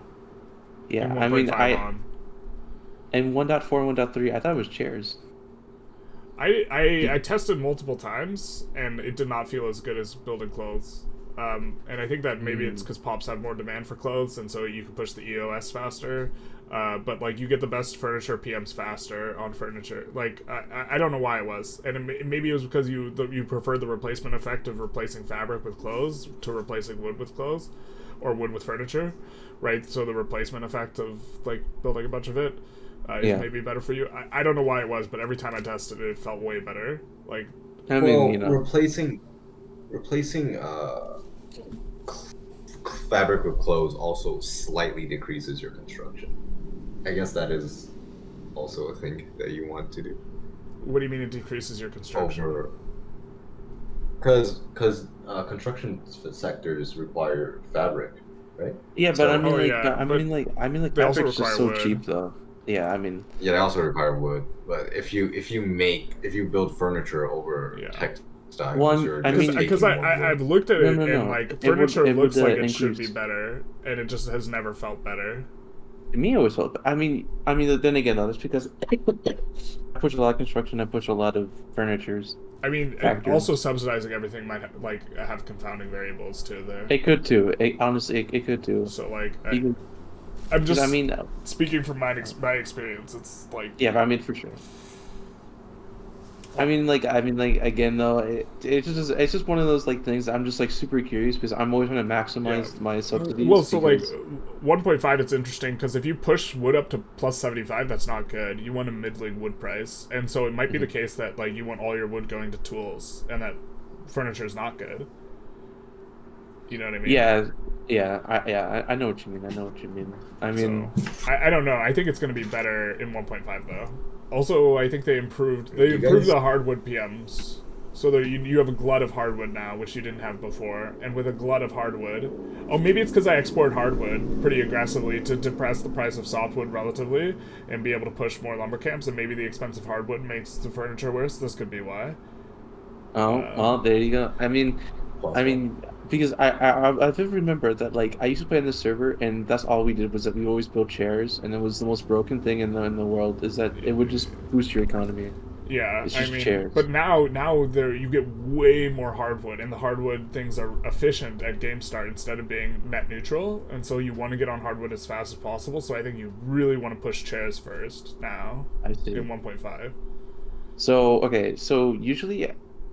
I'm also really curious about people's building loops. Is that because when I was rewatching the game, you were talking about how I play super hard into construction, which I do, and when I swapped on, I think to another MP game, I swapped on somebody's game, and he was building just. Oh no, I'm sorry. I swapped on to TM's. I swapped on to Tiger Star, and he was building chairs and not his construction centers. Like the loop, and I was really curious. People just like loop. Like super soft into construction centers, or are they like really hard? TS was he had the second most construction, but he wasn't hitting EOS. But to be fair, like he was, or sorry, Tire Star. But TireStar was also like microing way more war stuff than you were. Yes, yeah, which is true. But So, like- I just really want to know if people like really building construction centers, if that's all they build. Because I never build consumers. I always wait until I have like, I want to say until like I have like very little peasants, and then I swap. You can wait longer because you're subbing. You can't do this on Laissez Faire, which is one of the advantages of subbing, because you get to push the EOS faster on the construction oriented stuff. But like those if the businesses are insanely profitable looking, right, then you should build that business, because it's going to give you the most like GDP boost, tax income, and IPT.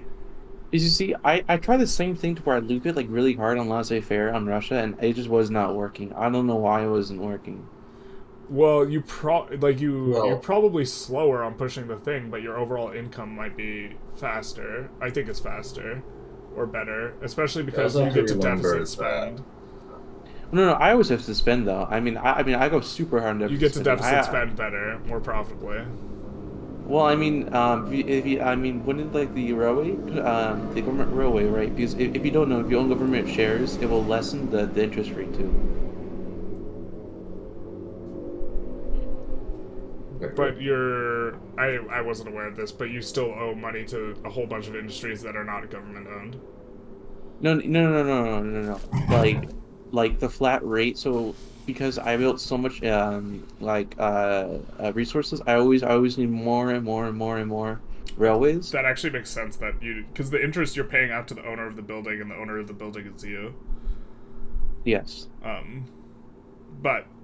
Yeah, because it's like the interest rate like thing for government owned. It's like the investment pool, Malus. You know, if you're playing like Qatar, it's like .99% or whatever. Yeah. It's like that. Yeah, but the rails are not a sufficiently large portion of your economy that you are going to be paying less interest than you would on Laissez Faire.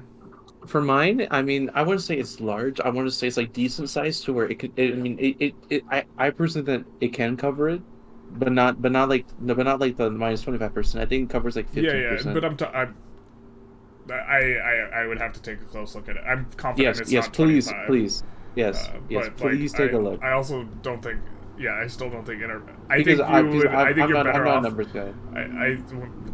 I think to be fair, I'm more of a field player as well. I just do the numbers because to confirm or verify or to try and see if I'm wrong, and sometimes I'm wrong. I use feelings. There's a lot of confounding variables. Yeah, the problem is like confirmation bias and stuff like this, and so like you have to try and make a good faith effort to try and see if you're wrong. And like to some extent, I've done it a couple times on interventionism, but it's been a while. And like the benefit is definitely being able to, like, EOS is so valuable, but like that dries up. And so like when the EOS like reaching it faster dries up, like what's the huge benefit? And it's like, well, then it's a multiplayer benefit. You get to build the resource industries which are better, and the other players don't, unless they want to fight you. But if they want to eco fight you, then like you both sink. I see. You know what I mean? Yeah. Because someone on LF can just be like, I'm 51ing this iron. You try and dump into my economy, my friend, and then you try and dump, and then like you guys both have really unprofitable stuff. Well, no. See, that's the thing though, is that if I subsidize right and he doesn't subsidize right, his industries will just fire those pops, right? Yes. That's making mine more profitable. In the long term. In the long term, but then what if like he can by long term and like to be no. Usually players are always free trade. I barely see players. Yeah, but then they're taking it lying down. Yes. Yes. If the players want to go LF and then they want to they always like, go free actually trade. fight you, like economically, they're going to either embargo you or stay off of free trade, and then I think that it's gonna like. In fact, yeah. Also, when I've gone LF in the game we played together, when I went LF and I pushed the stuff, I don't even think I was on free trade, and I could still Like, because once I get the thing to the economies of scale thing, you have to sub more to keep my things from employing because they will be more profitable, and so it's sinking both of us because this like the sub overall is not. It's not like you're losing money on the industry. Yes, to be clear, you never want to do this all the time. You only do it if you absolutely just want to kill this guy. You always push it, you know. Yeah. It's a grudge thing. Did you mean the 3v3 game where you No. I was referring to like a different practice game that we played. Okay. Because he did have free trade. Yeah. He had free trade, and like when you have free trade, you just embargo. Yeah, which is always the play strat. Okay, so there's people specifically on different servers that whenever I join, they'll immediately just say, "Please don't do what you do. If you do, I'll just embargo you." And then I never mess with them. I just don't want to get embargoed. It's the worst feeling ever. Yeah, it's well, so bad. I mean, it hurts. It like you put the other players in like, I'm gonna sink you a little bit, or we're gonna both sink a lot. Is the type of like double bind you put them in, like, because they sink either way, and they like long term, if they choose to just sink a little bit, then they are forced to build like terrible industries, because like the resource industries are the really the ones with incredible margins. And on a per construction basis, and the consumer good ones are crap. And so if they end up building a bunch of consumer good ones, then like they're sinking their economy long term. Yep. Yeah, which is again, and now be clear though, this is always an NP though. And single player, you know, Laissez, Faire. In single player, the AI doesn't build like correctly anyways, so you just go out loud. Yeah. I mean, it's single player want to do LF, you know, it does. I really don't care. There's more of an argument in MP, but I also think if people respond correctly in MP, Laissez Faire becomes better. But but I only come across maybe once in a while of a player that really is really on top of it, but they're usually never on top of it, and I can just sink their economy. Yeah, very slowly. Very slowly, and it's super interesting to see the trade route just go up and up and up and up. But like, I mean, like eventually, Eventually you can't do it has diminishing returns too, because eventually you can't do as big enough route. Like it's particularly good in the early game when you can rely on the overland trade. That's the thing. Yes, that's the thing though. It's the fact that over time convoy cost. Yes. So over time, you want to swap what you're trading. So usually, by the time that happens, is that I'll swap to a consumer economy. So then I'll start building more and more clothes, and they can't keep up, and then I'll sink them in clothes. Well, they can't keep up because they're behind in construction, not because intervention is better. And they're behind. No. Yeah. That no. You're not catching me there. It's not catch 22. No. The reason why is because I sunk them first on resources. I understand. Right? Yeah. You got them to not build the better industries. Yes. And then also, I think the people who don't look at the price and they try and build the expensive thing, and then they just instead force wood, you're gonna like eat a lot of like. It might slow you down to the effect, like, even if they don't embargo you, if they're just forcing a lot of wood, it might just slow you down to the extent that your strategy is no good. Like if they don't, like, even if they're not embargoing and tariffing you, like it's still like is causing you to have to pay out a lot of money that you could instead be using on construction. What do you mean? Oh no! On construction, I'm usually pretty good on construction. Well, you see so the thing then is that with Laissez Faire, right, is the fact that you rely on your capitalists. I don't. I rely on my government, so I can usually just have a big construction. I can have like a smaller quote unquote construction pool, right? But because I'm spending more on the government owned buildings, right? Not government owned, but like government constructions, right? I'm building more of what I want to build. Even though that, like, to some degree disagree with that. Yes, I've done quite a bit of math on it. Yeah, but it doesn't feel like it though. It doesn't feel like it. It's a bad feeling. It's a bad. I mean, Laissez Faire to me, it has an icky feeling. It's an icky feeling. It has an icky communist feeling. Friends. It's an icky feeling. Yeah, I want to have government intervention. Yes, I'm gonna have like Yeah, I do think what's interesting in 1.5 is being able to subsidize urban centers might be good. I have to test it out because they give infrastructure, and if railroads also seem to have gotten nerfed, and so if you can avoid building railroads by subbing infrastructure, maybe this is a really good thing. Yeah, so I mean, I when you say that, I'm assuming you mean like late game when you have like a ton of pops, right? No, I mean just as the game gets later, railroads should get better. I mean relatively early, especially the initial railroad PM is really bad. Yeah. When they The experimental railroads experimental, is like the railroads just kind of suck. Also, the place where you want to create your railroad demand is not where you want to have your infrastructure, or the place where you want transportation is generally not where you have a bunch of infrastructure. Mm-hmm. Which sucks. Yeah, because they did the thingy. Yeah, you want it for plantations, ideally, and then you don't need a bunch of infrastructure where you generally have plantations. So, yeah. I just want an economy where cars are viable. Cars are the PM. Just subsidize it. The PM sucks. No, but like even if you're subbing it, the PM sucks. Even like if I subsidize it, it doesn't work. Yeah, it does. It makes it so cheap to where people are like, oh yeah, I'll buy it. On a per oil basis, it's a terrible PM. Oh, I'm sorry. Yo, you mean like okay? I'm sorry. I thought you meant like no one's buying it. I'm sorry. No, your pops will consume. Your pops will consume the cars, but the problem is that you're better off using the glass PM or like almost any of the other PMs. I mean, I think you build the cars and then you turn on the cars PM where you specifically have barracks that are using motorized, but.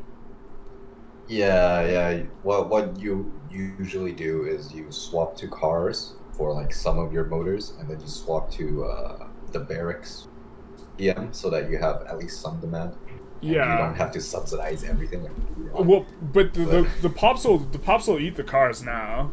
That in 1.5. I don't know. They'll actually eat cars now. Yeah, the cars will get really expensive. And I want civilian planes. If you're rich enough, the demand starts at like 50 SOL or whatever. Wait, really? I'm saying it could. They could put that in the game if they want planes demand. Or opulence demand, they demand ironclads and planes. If you get them above like 60. like, no, they can have companies. They can have companies by planes. They demand companies. It's so cool to see little planes fly. Ironclads instead of yachts. Or steamers, and if you want to see planes fly, there is the Cold War mod. It does it. That mod is going to get super laggy. But... I mentioned it before, but talking about transportation stuff, especially in 1.5, I still think they should change the cost of like labor-saving PMs to take transportation to take engines instead, and maybe oil or coal. I think this maybe be an improvement. Right now, it's super this doesn't miserable. Make much sense, I think. I mean, even if transportation is meant for people, not for resources. Yeah. I mean, they literally say that like cargo freight gives you more infrastructure and less transportation. That's like my point. If you want more transportation, get cars for people. Not. That's literally what it says. Yeah. Passenger cars give you transportation, and the other labor that doesn't give you any transportation is called whatever it was. I think freight focus. Yeah. Yeah. So that should give you like a bonus on Mappy. Mines and stuff, PMs. Anything for the cars. That's why I think if you want, it should cost engines and coal or oil for the labor-saving PMs, but they need to be built in a place that has at least one railway, something like that. Yeah, I mean, like, I think the local goods something has to change in terms of at least the UI, because they're super miserable to build around. Yeah. And a change like that where it uses engines and coal would be preferable from a playability hey, perspective. At least it's not like on game release the UI. I was playing that like That was earlier, so and bad. that was actually nasty. I was really surprised. You have, I mean, Oh, like I'm look, glad I Did you missed that. not? you have to manually check Did you not like infrastructure. clicking onto? yes, yes. Like that's like the most littlest of things that you forgot about, and you come back Never and like, forget. oh yeah, Dude, I remember I manually checking infrastructure on China and then like putting in millions of railroads by hand because there's also no private queue. oh yeah. Oh okay, yes. Yeah. So again, that was one of those things where There was auto like build, wasn't there? you. No, there was, but I mean, it's like it was It so didn't work useless for because railroads. yeah. I bought the game, I think a day after the update came out that added the legitimized government Yeah. tiers. Oh yeah. I contested, like, I got the game and a day before, like, it said in the community tab that they brought that update out. I got the So game. I played and realized really fast I don't want to conquer stuff because putting the PMs every time is just really annoying. Because back then there wasn't the. But now the buttons, Oh yeah, the buttons are fucking useless now because like Yeah, now in you 1.5 with it's local just- prices, you're doing like everything like different in every state, and it's like you have to manually go to like. You know what would maybe fix it? Good with me. If I you know how could, they're fixing it. They're making it so you can't annex countries anymore. Game solved. No, what might be able to is to group states together. Yeah, that Kind would of be like nice. manually group. Like you have a group called homelands where Yeah. you just put in whatever you want, and then you have a group of recently conquered where you don't put all the PMs to max, for example. Yeah, or like Like control group. yeah, Was it where RTO? you're like this place has electricity And then and you have transportation. a button that changes all the PMs for specific group. Because like someone just said, just build an electricity thing and set it to auto expand. That does not work. That is not. They will not fully employ, but then they'll be profitable, and then they'll auto expand up like infinitely. Yeah, I don't play with auto expand, so I don't know. I think you should just build one electricity network thing in every state, Nope, so nope, you have nope. electric streetlights. Nope. You don't do this. Don't do it. Not even that. Oh fuck yeah. Well, because I mean, you'll only be your equilibrium employment will be like 10%. It's so not worth the construction. I only played once as Mexico, so I didn't play to the end of the game. It's not. It's like And I it's barely really covered you most you have to of be the able to one. create a pretty substantive demand to warrant a power plant. Which, to be fair, that's maybe like a realism thing, but like I think I only conquered the gold states in Africa, as in that boy. Transversal, Brunei.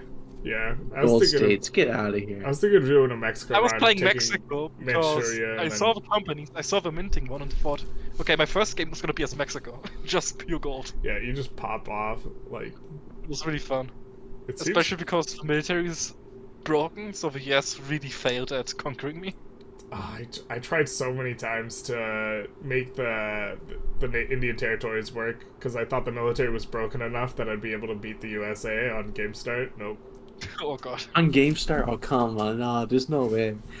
No, the Yeah, thing I is, didn't. I don't know. Play for 10 years and then just to like, or like 15, 20 years just to try and see if the military I could do it. Did you do it though eventually? No, I wanted.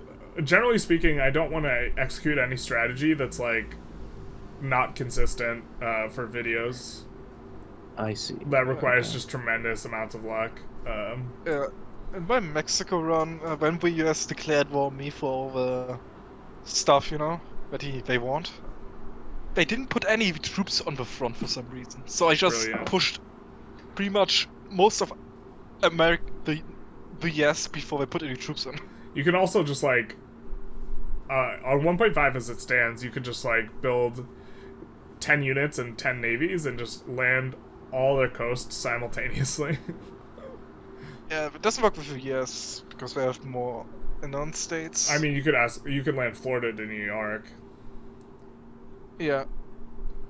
But it definitely works with Britain. Yeah, you can full occupy Britain Like, if instantly. we do a 3v3 and 1.5 before they fix the navies, Britain is unplayable. 100%. No, yeah, I wouldn't. I think Performance the entire aside, format's unplayable. Yeah, I agree. Like it would have to be eco only. which is maybe interesting. I think then there will just local be some prices. Yeah, it's some 100% eco. Be too strong. Yeah, I mean the UK would be insane eco only. Unless you remove EIC from them, maybe. Then you can maybe I think even if slow you them down a bit. do... No. I mean, I did a test, because... It will slow them down a for bit. those of you... Yeah. I don't know if you guys saw the stream yesterday. I saw it. But I tested out how... It takes like 2.5 years to get back to 36 million. As the UK, playing really poorly. Wow, that actually... Expected. Huh? That's terrible. I mean, you see, I remember I told you like when we first started 3v3v3 that like the UK, if they lose like India, it's probably gonna be a game over unless they're like really good and you can recover it. Yeah, well, I think 2.5 years is not that long to nearly double GDP. Well, I mean, I mean, for what I mean is that like players when they see that they'll think that like like it's over and they won't but like a good player could just be like, okay, I'll just export it, right? Yeah, that's what. But I mean yeah. I mean, I just want to be very clear though. There are some players that they just won't trade like at all. Then that's really bad. It'll take a while to recover as the UK if you do zero trade. Yeah. Well, yeah, I mean, they'll usually like trade like a little bit, and then or they won't be on like free trade. They'll be on like high tariffs or something. Yeah, you can invite Portuguese AI to your customs union at GameStart as UK pretty consistently too. So. Well, I think it's because don't you have an obligation? No, yes. You can just you have. I think you have a trade agreement and a defensive pact. Yeah. Oh, okay. So you can just offer them an obligation. They just really like you. And they have a ton of dies. I think mostly because Britain defended them from Napoleon. Isn't that a thing? No, I mean, Britain and Portugal have had like what, an 800-year alliance? Yeah. No, or who's 600 Napoleon? Who's Napoleon? Yeah, who's the Napoleon guy? Portugal was a really tough spot because of Napoleon. Again, that's why the Brazil Empire existed, pretty much because of Napoleon and Portugal. This Napoleon guy, I don't know if you guys are talking about. Yeah. So does he like is he an economist or something? Yeah, is he did he subsidize his worked with David Ricardo and Adam Smith? Did he subsidize? If he subsidized, I should know him. He subsidized some things. He also he exported a lot of military. Well, not to the He's UK. like me. Oh my god. He would have if he could have. Cool, being exporting military, kind of mercenary style. I see. He's like companies in EU4. Yeah. Did he get embargoed like me? It sucks if he gets embargoed. It's terrible. Yeah, it was fun watching your line go from like pretty nice incline to when I embargoed you and the rest of everyone like started embargoing you, it just goes flat. In addition to that, I will admit though, you ran out of resources too. That and then I legit I was panicking, so I didn't swap over to a consumer economy quick enough. If I would have, it would have been a lot better. I mean, like, the industries were probably significantly more profitable, the consumer, despite, like, the margins not being as good. Like, once the prices get to a certain level of inflation, it's... Yeah, I mean, the thing with consumers, I think ever since, I want to say, like, 1.2, it hasn't been what it used to be. I mean, the PMs seem even worse in 1.5 because they way overproduce luxuries, and so in the luxury PMs are better, like in terms of efficiency, but like they depress the luxury prices too low. I don't know why they did it like that. Maybe because you're supposed to like build a lot of your luxuries in places with silks and dyes or something like this, like just conquer South Bengal as anyone and just build luxuries there and build like regular clothes elsewhere, but 1.5 like consumer goods suck like really hard, which is so unfortunate too. I mean, like again, it's just because it's just the mappy. I think that they should increase it by like 5, just like a little bit, so I can trade. So the base is 75 and the cap is 100. They should increase it. No, they should like do something where colonies have like they they export more or something. They have more Something where like on having their resources. colonial economy is viable, because if you don't have the mappy, because you're going to have to build like textiles. They have furniture additional throughput, and then I think it works now because they have additional throughput, and the stuff that you extract from colonies has efficient PMs. Because all the agrarian PMs and the resource PMs are hyper efficient, so you'll never hit equilibrium employment. Like, economies were kept weak and only on resources. And the reduced manufactories throughput as well, like, discourages you from building manufactories there. Yes, which is again, and reduced mappy. Your mappy's worse too. Really hate. I really don't like the fact that it gives you that like negative thing, because I love building industry in like Africa. That's like one of the best states to build industries.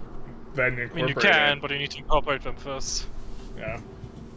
Which again, I don't want to. If you have a bunch of mines in Transvaal, it still can be worth it to build up, some amount of like tooling workshops or whatever. Yeah, because it would because the local increase the price so high. Yeah, and you get a 10% throughput malus to manufactories, and also you get 10% mappy malus for unincorporated.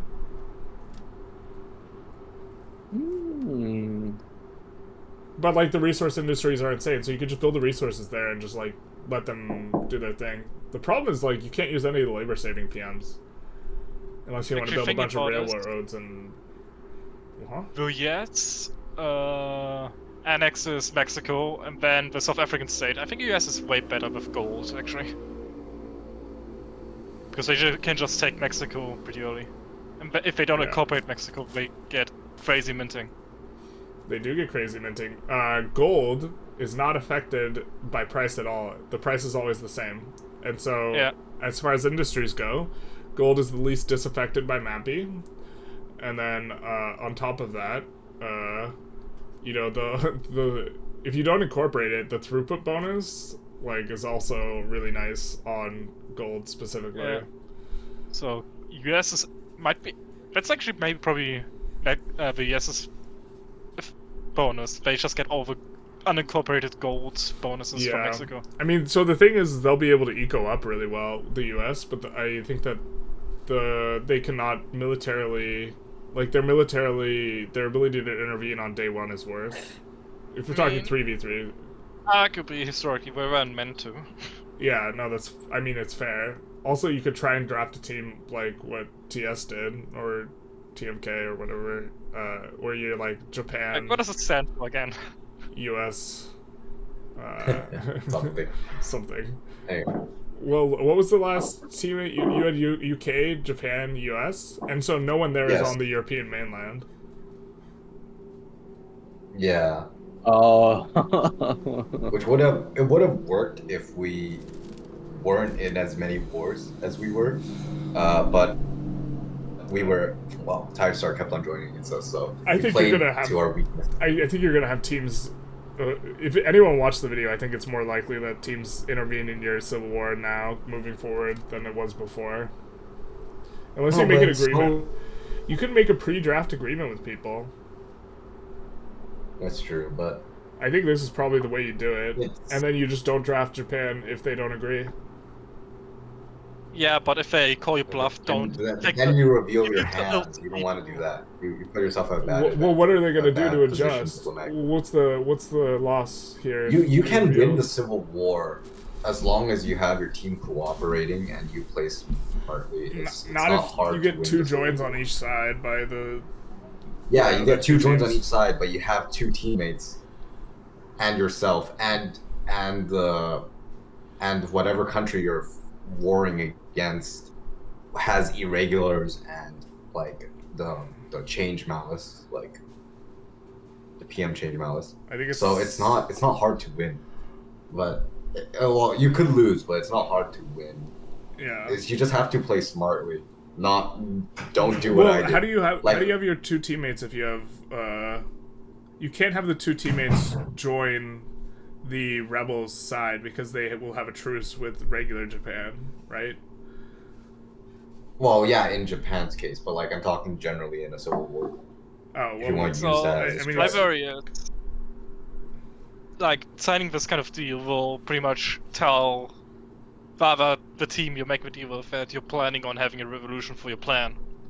Yeah. If they don't Yeah. sign it, then basically, at least I would go immediately to the other team and say, "Yo, these guys are probably gonna rebel. Like, let's see what happens." That's the problem. Like, you can easily, as the team who's agreeing to let you rev, you can easily bargain for something, and then just tell the other team to intervene.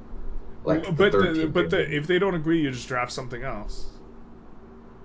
Yeah, but then you've already put yourself in like a bad position. How's that? You've damaged your relations. Like, well, now you've I don't think so. The damaged your relations with the other team. So you join the call and you're like, hey, I would like to draft a country that requires forcing a rev at close to game start. Will you agree to not interfere in the rev? And if you say no, I'm going to ask the other team if they're going to assist me in the event that you intervene. When they both say no. Huh? And then when do they both say no? Then they both you just pick a different country. But then that ruins their whole strat then, right? Yeah, it ruins the strategy. But it ruins the strat, but if the teams are going to 6v3 you anyways, it ruins the strat either way. That is true. That is true. That is true. Like, it's so much better. It would have been better to draft Spain. Right? It would have been better to draft Spain than to have what happened happen. Well, I mean, I was right there. I would have stepped on him. But you know what I'm saying, though, right? Like, yes. I totally understand. Start at a disadvantaged position. Yeah, I don't think Japan. So if the UK, USA, Japan team comes to me and I am team 1, I'm more scared of team 2's draft anyways, and I'll say sure. You know what I mean? And then if team 2 wants to 6v3 at game start, then we can do that. We tried to do that with Hanover. We tried to be nice with the other teams. But they didn't take that nicely. You gotta work on your silver tongue, I think, because they didn't take it that way. Yeah, that was Hanover. That to me sounds like you're like being like such a snake. It's Hanover. We said we weren't going to do anything. That's what I could push you off the dock, but I didn't. But I could. Yeah, but it's Hanover though. That's the thing though. It's Hanover. You lose Hanover. Arguably, I didn't really need Hanover to unify Germany. No, you lose Hanover if your guy dies. No, when you're dying. Yeah, no, but he can transfer it to someone else. You can declare it. You can transfer it, or you can just like annex it, because the UK ends up being the war leader. So they can instant cap. I see. Especially in 1.5, the metagame will be transferring Hanover to one of your teammates for a reverse sway on game start. I have to imagine. But that's such like a pump though. That's so bad. That's what the metagame's going to be for UK once we hit 1.5. Also, Germany needs more states to form, so it's actually going to be. So they actually will need Hanover to do it. Like right now, they don't need Hanover from Germany actually. So really, but you obviously want the eco in Hanover too. That's like part of your payout. But if I don't get it, I'm not gonna make a fuss about it. Basically, but because you probably Germany, not from Germany at all. I was so from Germany. You probably just should have said, "Hey, here's how we could intervene in Hanover. We're not going to do it," and not try and get the Southeast Asia or whatever in exchange. Yeah, but the thing is, how the game is programmed, Hanover is supposed to be part of Germany. If you're not giving Hanover over, basically you're kind of threatening us.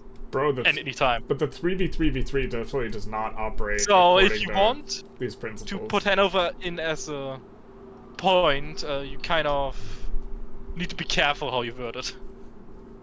You also did something with Q1, I don't remember. Maybe actually give. Make it not sound threatening. I don't know. Yeah.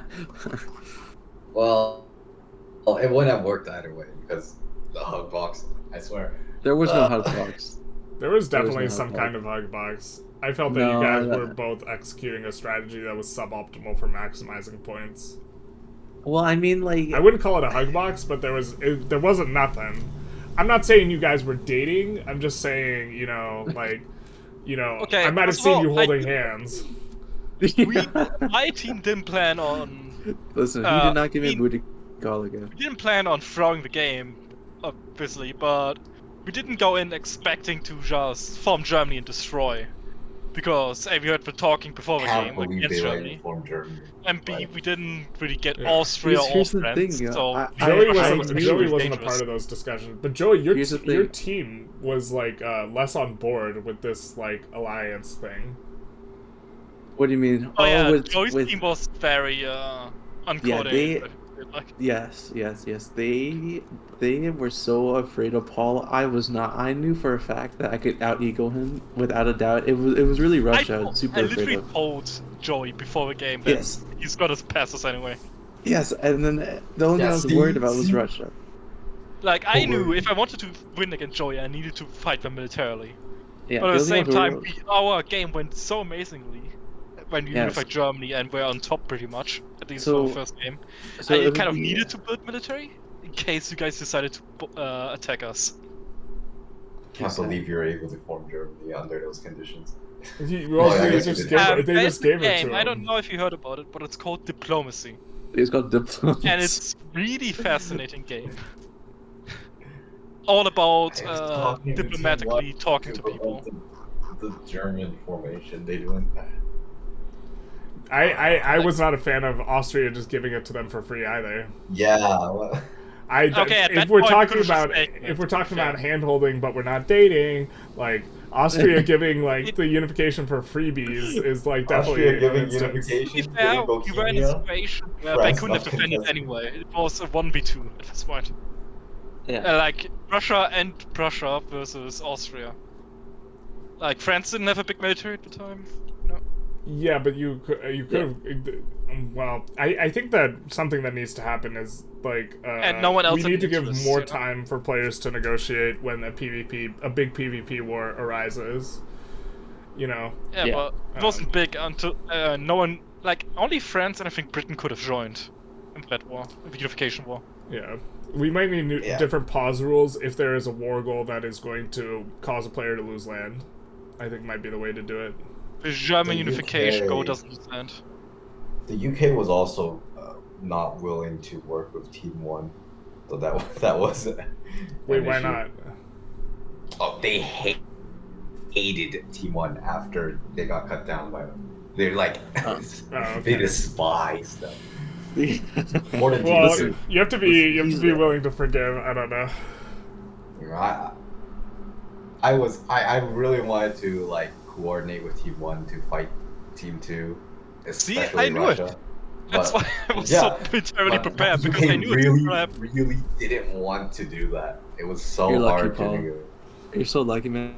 I literally had to talk to my team. Okay, so here's the thing though. My team, okay, so in the first game, I was not there on the computer for like, I want to say like half the game because my mom wanted to clean the refrigerator the whole day.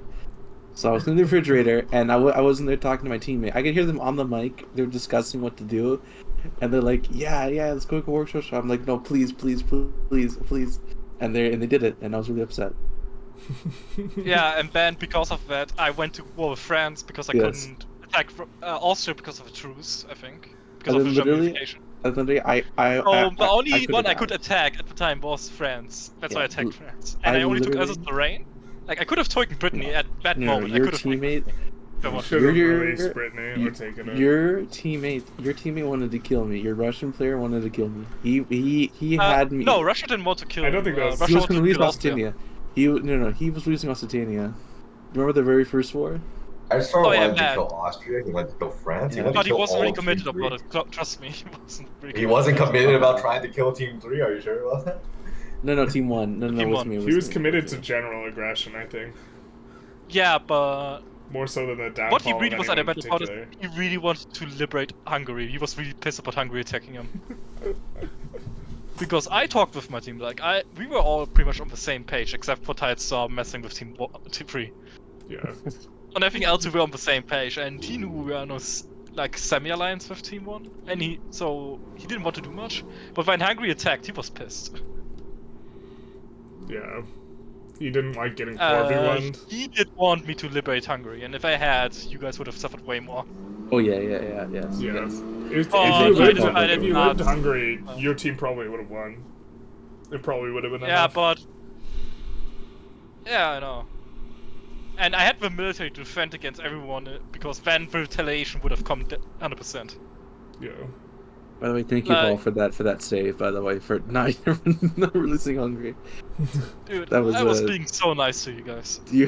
Good guy, and Paul. you still decided Good to guy, team with Paul. other Paul's playing the long so game. He's playing for the second league. He's like, I already clinched this one up. Now I'm just gonna try and look nice and friendly for the second league. The meta Diplo. Be like, it's not about this game. It's not about winning the. It's not about winning the battle. It's about winning the war. I shall have all the candy bars. No, well, for the second league, are you planning on changing anything? Like yes, any big changes? I'm planning on changing the league point scoring to be top 3 performances. Is probably the biggest one. What do you mean? So the highest points you earn in a game for 3 games is going to be your league score. So if you play 5 games, your 3 top scores will be counted. I'm planning on doing this. Tentatively, I think it will reward really hyper-aggressive play, which I don't necessarily like. Right, because it's not rewarding maximizing points in a general sense. It's rewarding like having the absolute highest point value. So like having a middling score, like a consistent like 70% of potential score, is worse than having 100% or 0%. You know. As the best case scenario would be actually to conquer the entire enemy team. Yeah, and like really like. And before conquering the entire brutality. team or just being first place was the same. Yeah. So that means that you're basically making Tiger Star gonna be like MVP every single game technically. Maybe this is because I'm thinking. I don't think so, because if you actually go in one game into conquering both other teams, but you are on a big bad list at that point for every consecutive game you play afterwards. That is true. You don't even have to conquer both teams. All you have to do is make a deal with the other team to split the third team. This is what I don't want. I don't want the first and second place agreeing Poland. to eviscerate the third team. I do not want this because play once you eviscerate the third team, like your points aren't split between like 1/3 of 20 anymore or whatever. It's half. Yeah. Yeah, it's So half. So you automatically just do better. This is my concern: is moving away from, in terms of metagame, moving it away from a tripedal balance type of thing, instead to, you know, this sort of high like variance type of like thing where like I don't want an alliance between 2 teams at game start where we're just gonna take out the third team. Unless it's Qing. We could just. Well, no, I mean take out entirely. Yeah. Like we're just going to keep fighting this third team until they are eliminated from the map. Well, that can be just like a penalty. You can just apply like a really heavy penalty on them. But why would that justify? I would need some sort of exactly. I would need a proper justification. Currently, like just getting first encourages like the. Well, now it's not even first; it's just points. So maybe we'll just do just points, because that still encourages like better performances instead of just barely pipping first place. Because there was, there were some times where players got the most league points, and I didn't think that their team had the best performance because they just barely snuck by on the more important parameter, and then they crushed on the other one, and it didn't matter, and they got. Or they just lucky. For example, That's that me. one game where I played as Qing. I don't think I played good, but it was also my first time playing Qing. Yeah. And I don't think I played good, but we won solely because we had Qing on our team and no one. Because it cut us rewarded down. nominal, right? And like. Yeah. Yeah, no one cut down Qing that game. Because I played so bad, but I was still winning because it was Qing. Oh, was that literally like the very first game? No, the very first game I was Austria and blocked a Oh yeah, Germany that's uniform. right. Yes, that's right. I was on your team. Yes, I remember that. That was so funny. That was so funny. By the way, I think it's still funny that I'm still the only player who was able to unify Germany in a 3v3. Yes, Every I other know game that. they just failed or got blocked by me. Yes, Wasn't there Mega Germany Unified? That was me. That was you? And then was your teammate was with Joey, right? Yes, Yeah. I was hungry. Yeah. Okay. Yeah. Yeah, like, so I was the one who formed Germany, Mega Germany, Germany, and Germany. And I blocked for Germany formation, I think, 2 or 3 times Yeah, as well. we know what Paul's picking. yeah. Oh, the thing is, I don't want to always play Germany. It's like, kind of, everyone keeps saying I'm always playing Germany. That's what I notice. But I only play Germany because we decide, okay, which country should we play? He Prussia is says good, in or a Austria is German good. accent. No one has picked it yet. Who's the best as them? I guess it's Paul, because he's German and he played it in the previous games.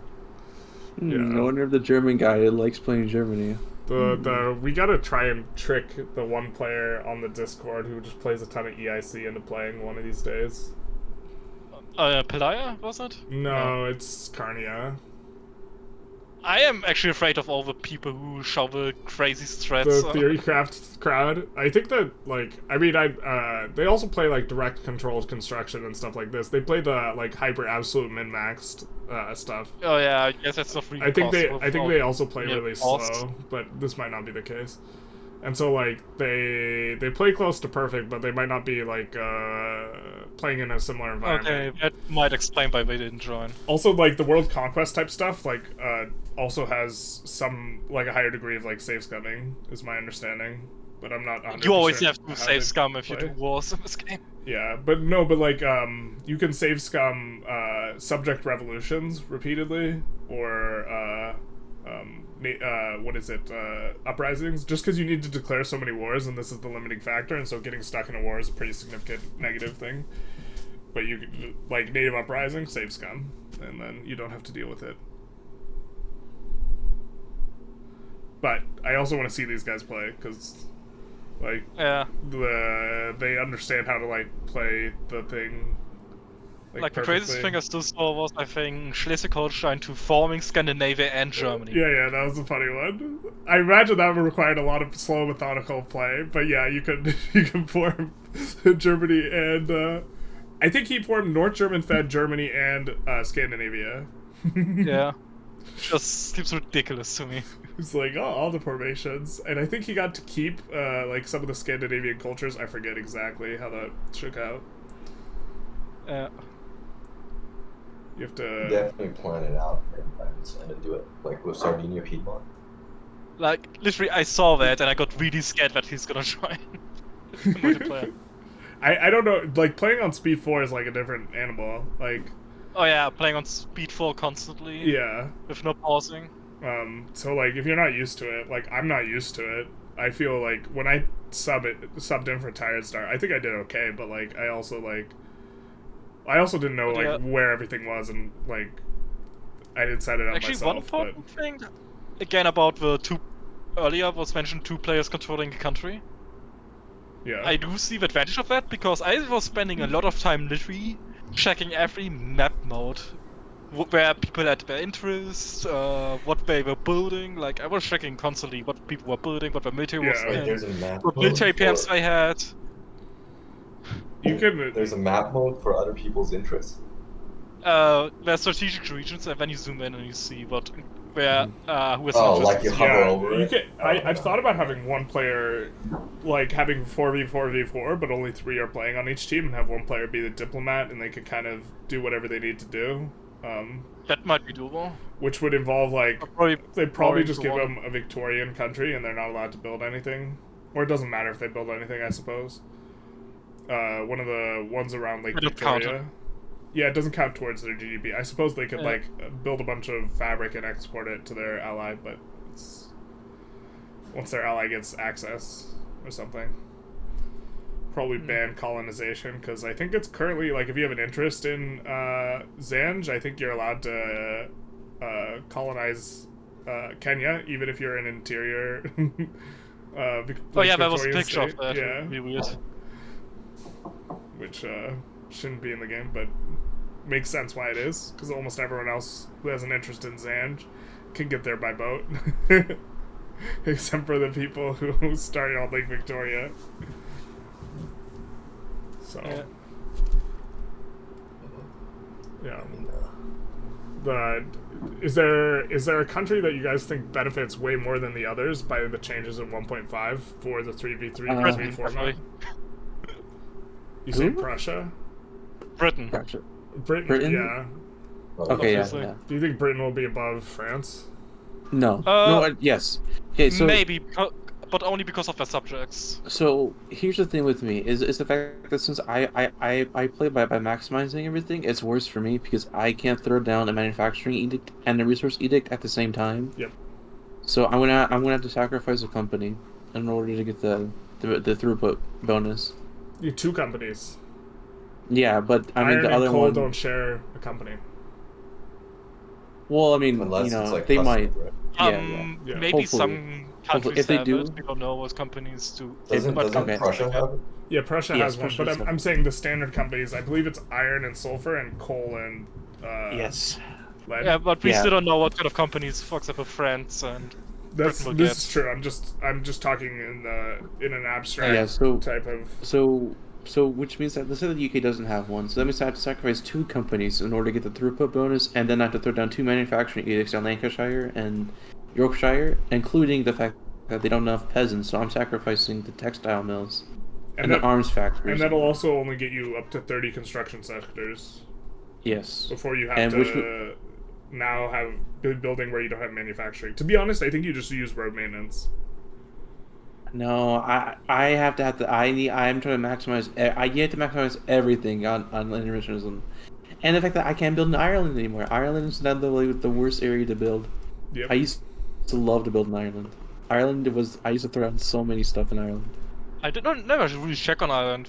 What's the bad about it? Don't they have No resources. No, Okay. they don't. They don't have coal and iron. If they had coal and iron, Ireland would have immediately been like I would have said UK 100 trillion%. But there's no coal and iron. I mean, UK has a ton of provinces that have both coal and iron, though. Yeah, but it's the what's they called the peasants. It's the fact that I can't. That's crazy. So UK is the biggest winner. Is there a biggest loser? I think there's one. France. I think there's France. France? I think France. Over Austria? I think France. Really? Yes. Yes. Why did they lose? Yes. It's because I can't throw down stuff in Brittany anymore. Brittany has so much peasants that it's just tied up there. I can't use anymore. Yeah, but they have several really good mappy states. They do, but one of them. But let's see here. 2. Okay, I'm assuming that you mean Rhone and Lorraine, and then Alsace-Lorraine are Yeah. the top 3 probably. yeah. So Alsace is gonna be taken.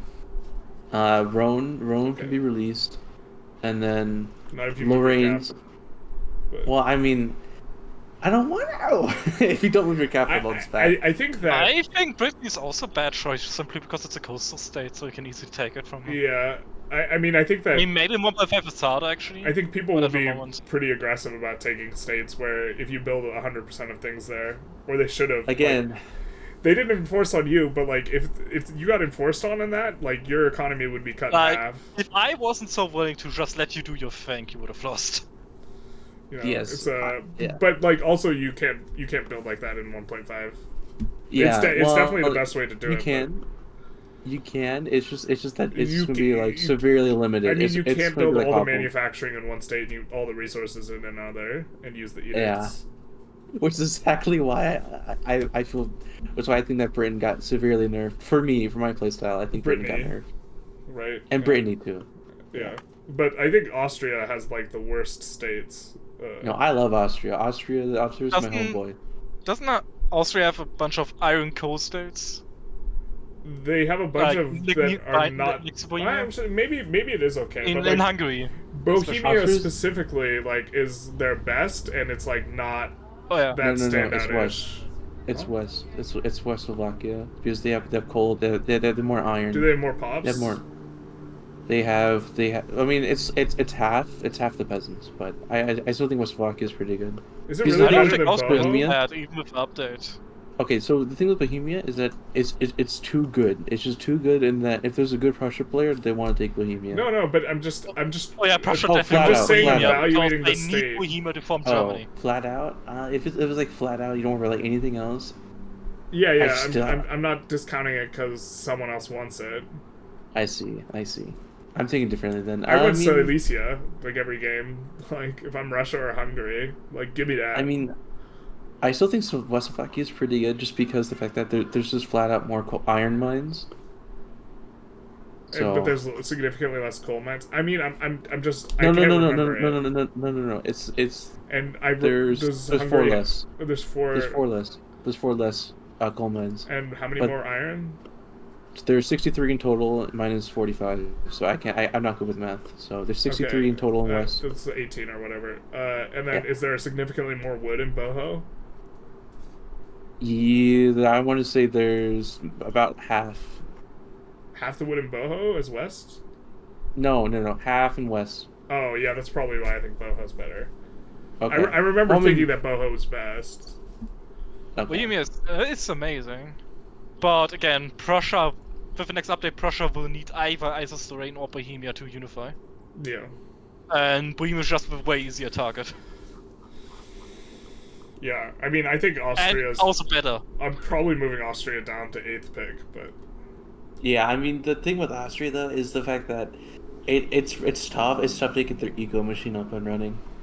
Yeah. Yeah.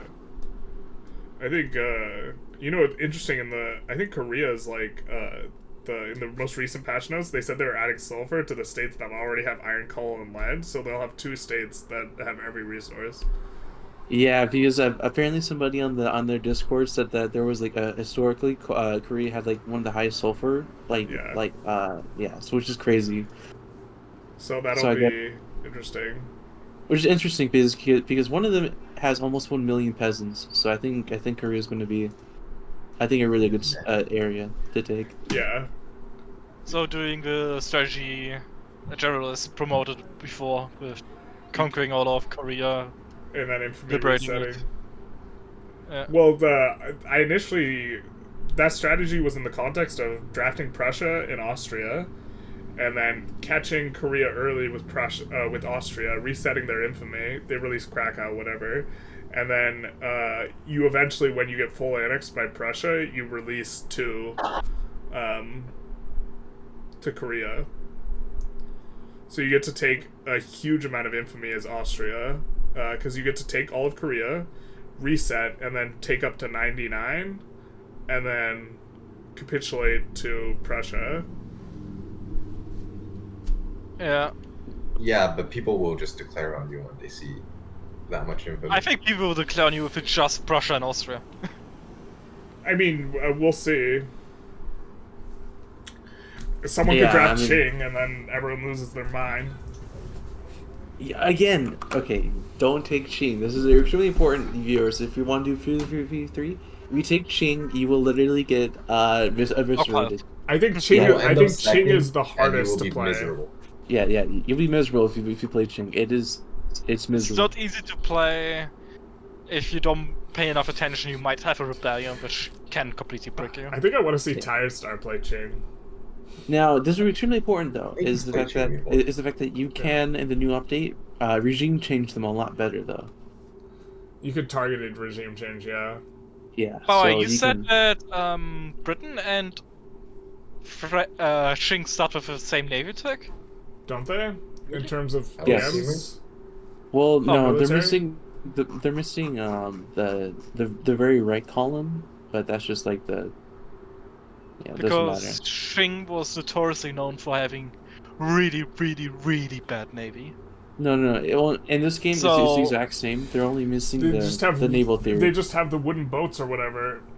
Yeah. Like. Yeah. Yeah, but I think to actually balance Qing, they should take their navy tech away so they don't even can build flotillas, because Qing never really had them anyway. They had Qing had the best boats in the 1500s. They didn't have cannons, but their junks are they're trading. Yeah, but during that time they had some merchant boats and that's it. I mean that's those are.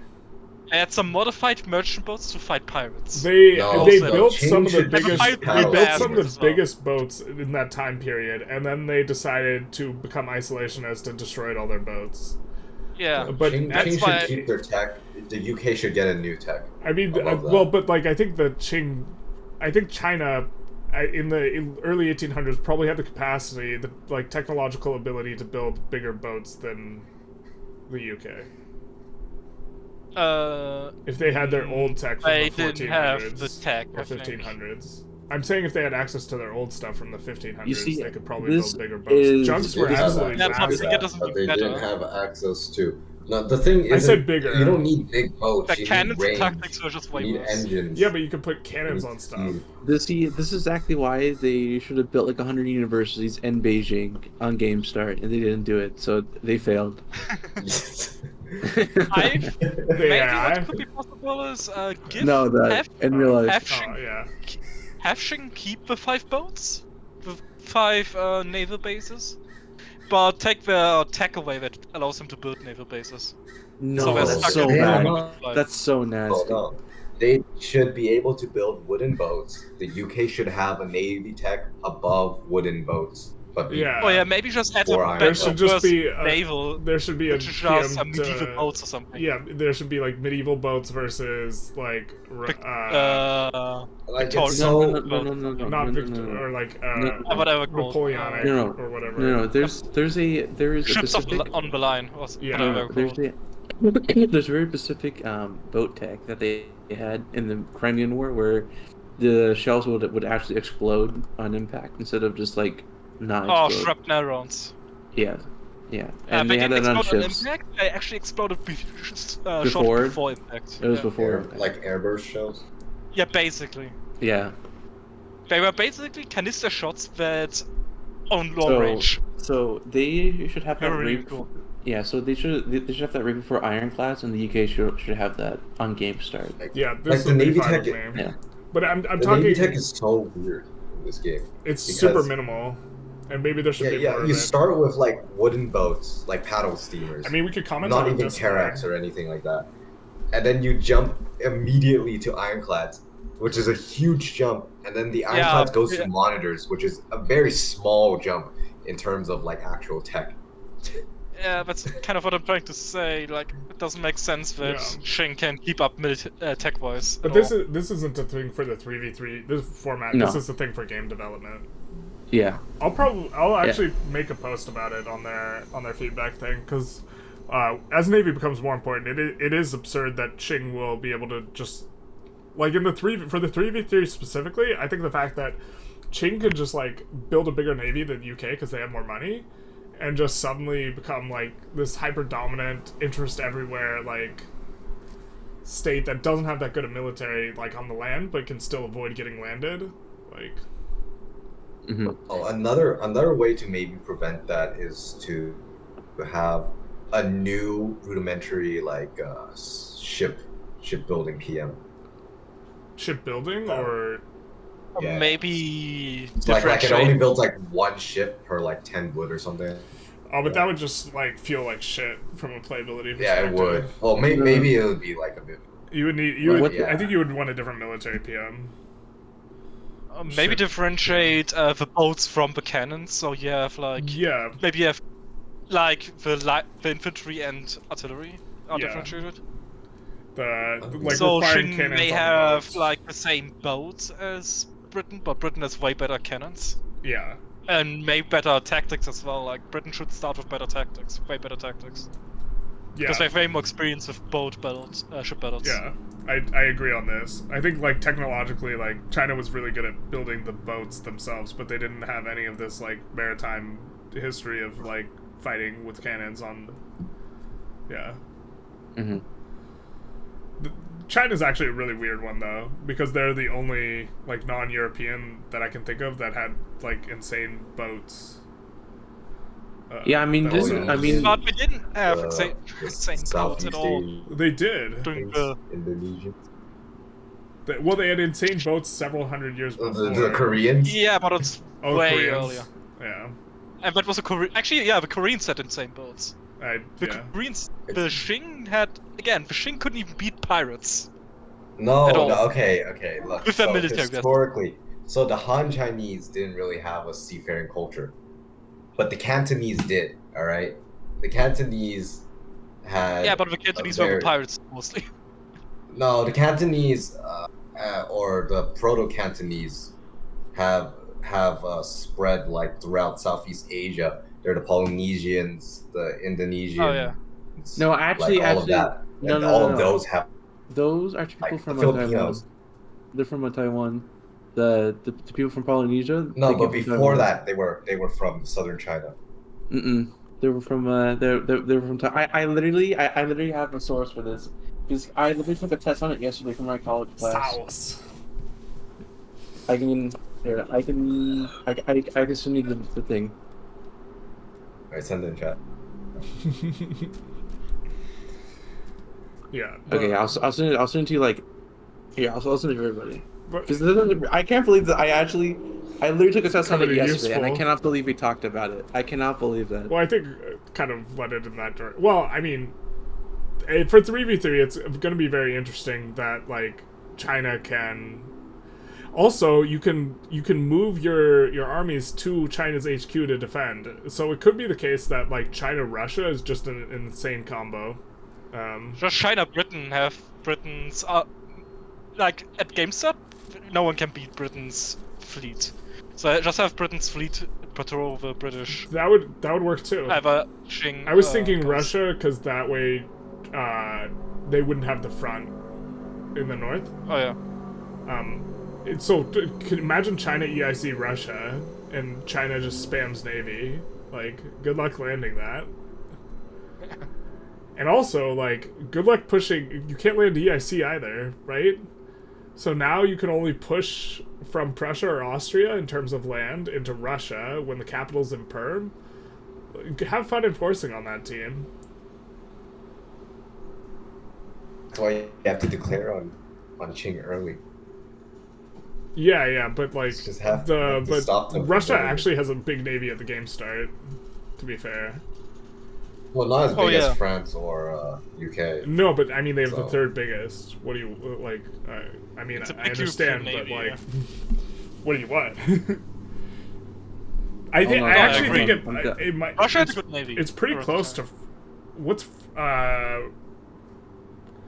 I can't remember how much they each start with, but I don't think Russia's that far behind France. France and Russia are way behind the UK, and that's like the critical.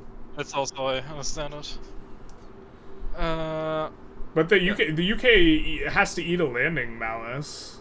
You know, when they're like anyone landing China now has to eat a landing malice into now European armies because you can move the armies there proactively. Well, you don't even need many armies in Qing. No, I mean you just like you move half of your European troops there from your teams, and then or USA Qing also looks really good. Yeah, I can only give you I can't download the video because for some reason, but I can give you the name of the video. I'm gonna write down both PMs. Yeah, then let me make sure that I can. But like EIC, I think actually Video. maybe is a huge loser as well because they don't have a lot of coal. Oh no. Yeah, but ESC is gonna be in someone's market, so they can just. But with Focus local on- prices, you're just gonna. They can just focus on rice. Yeah. No, I Oh can't yeah, find yeah. the So video. this is another thing. It's Yeah. like China and I just googled it. EIC Oh, getting man. access to rice is, I think, a big deal. How can I So download basically, this? ESC is just doing rice. They can also do And- clothes. Is an interesting one. Yeah, and consumer stuff. Because they have provinces with dye, silk, and cotton that all have plantation throughput bonuses. So they can have an absolutely insanely depressed thing in terms of price, and then they could also rush pump jacks. Basically, all nations that were really skilled players because military Okay. stuff aren't I got bad it. anymore. Yeah. As long as they have a good. So here's Okay. that. So here's a page to that, and then you have to type in here. Here, do you... just type to him the logistics, Joey, because we're all still recording. Oh, Right. oh, yeah. Sorry. Yeah. Yeah. So like you explaining logistics is like not gonna. No one listening in is gonna like be able to follow that at all. Oh no! Sorry, it's just between me and TS. He was Yeah. asking for my source, and I was like, I got the source. Yeah. I could, I mean, that's expensive. the yeah. welcome to college, man. It was heavily. Oh, I'm aware. What Could do you you not have want? pirated this? I mean, could you not have attained this dubiously? Oh, do you want? I can. I'll do it. I'm I'll do it gonna after. pause the recording so you guys can finish this. All right, we're resuming the recording, and Joey's gonna talk about the summary of the boats in the Southeast Asia / Yeah. whatever. Go ahead. Okay, so basically, they were people from Taiwan, and they basically had a navigation society, and they would move across the Pacific Ocean, and they would they would spread around, and we know that it's from Taiwan because of the way, because they would leave pots, these potteries around, and they would match up between different Pacific Islanders. So you can then link them together. While for TS, I don't think that there's any pots that look like that in Canton or Cantonese. Well, I think, what I was trying to say is that I believe the people that went to Taiwan first were from Canton, from Canton. which you're saying, yeah. But it's possible that they could have just developed the pods after they got onto Taiwan, or like because here's the thing, right? With so there used to be a group of people. They still exist. It's called the Yu people, right? You know, like the releasable. Yay! Yeah. So How we know who they that are? is a culture group. It's of the people. releasables. Yeah, Are you the fluent in releasable. Chinese, TS? Are they in the game? Then I know about them. No, it's not called Yu. It's called if it was native Cantonese, it would be Yu, Okay. right?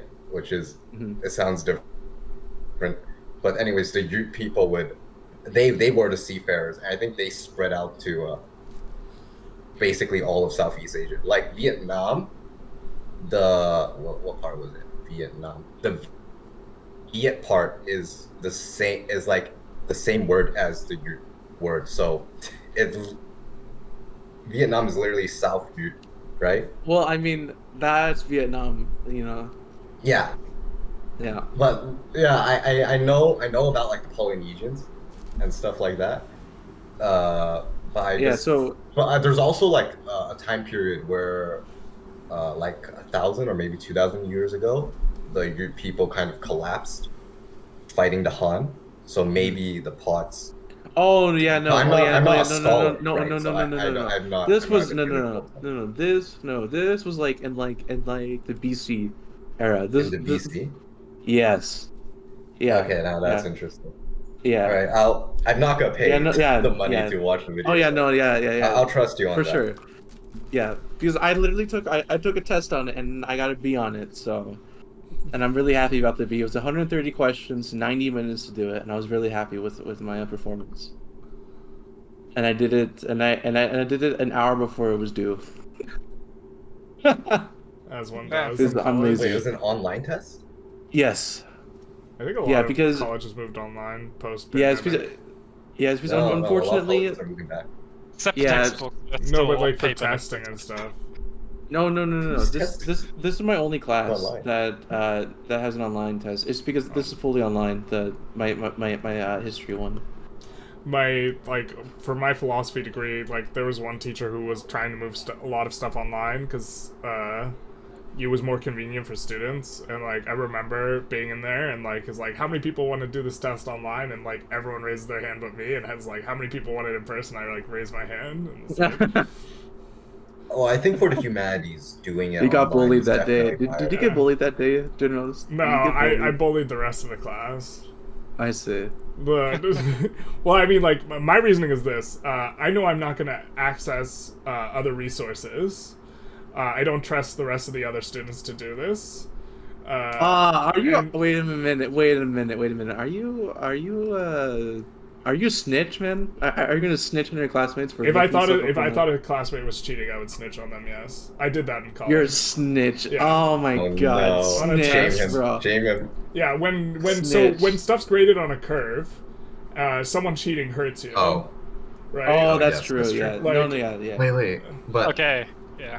Like Okay. it just Okay, it hurts your grade when someone else cheats. Oh, I see. On top of like Yeah, you know so- an integrity factor. I've no, I'm I fine definitely with cheating emailed if a it teacher about someone like I thought was cheating off me. If they weren't cheating off me, maybe I don't care.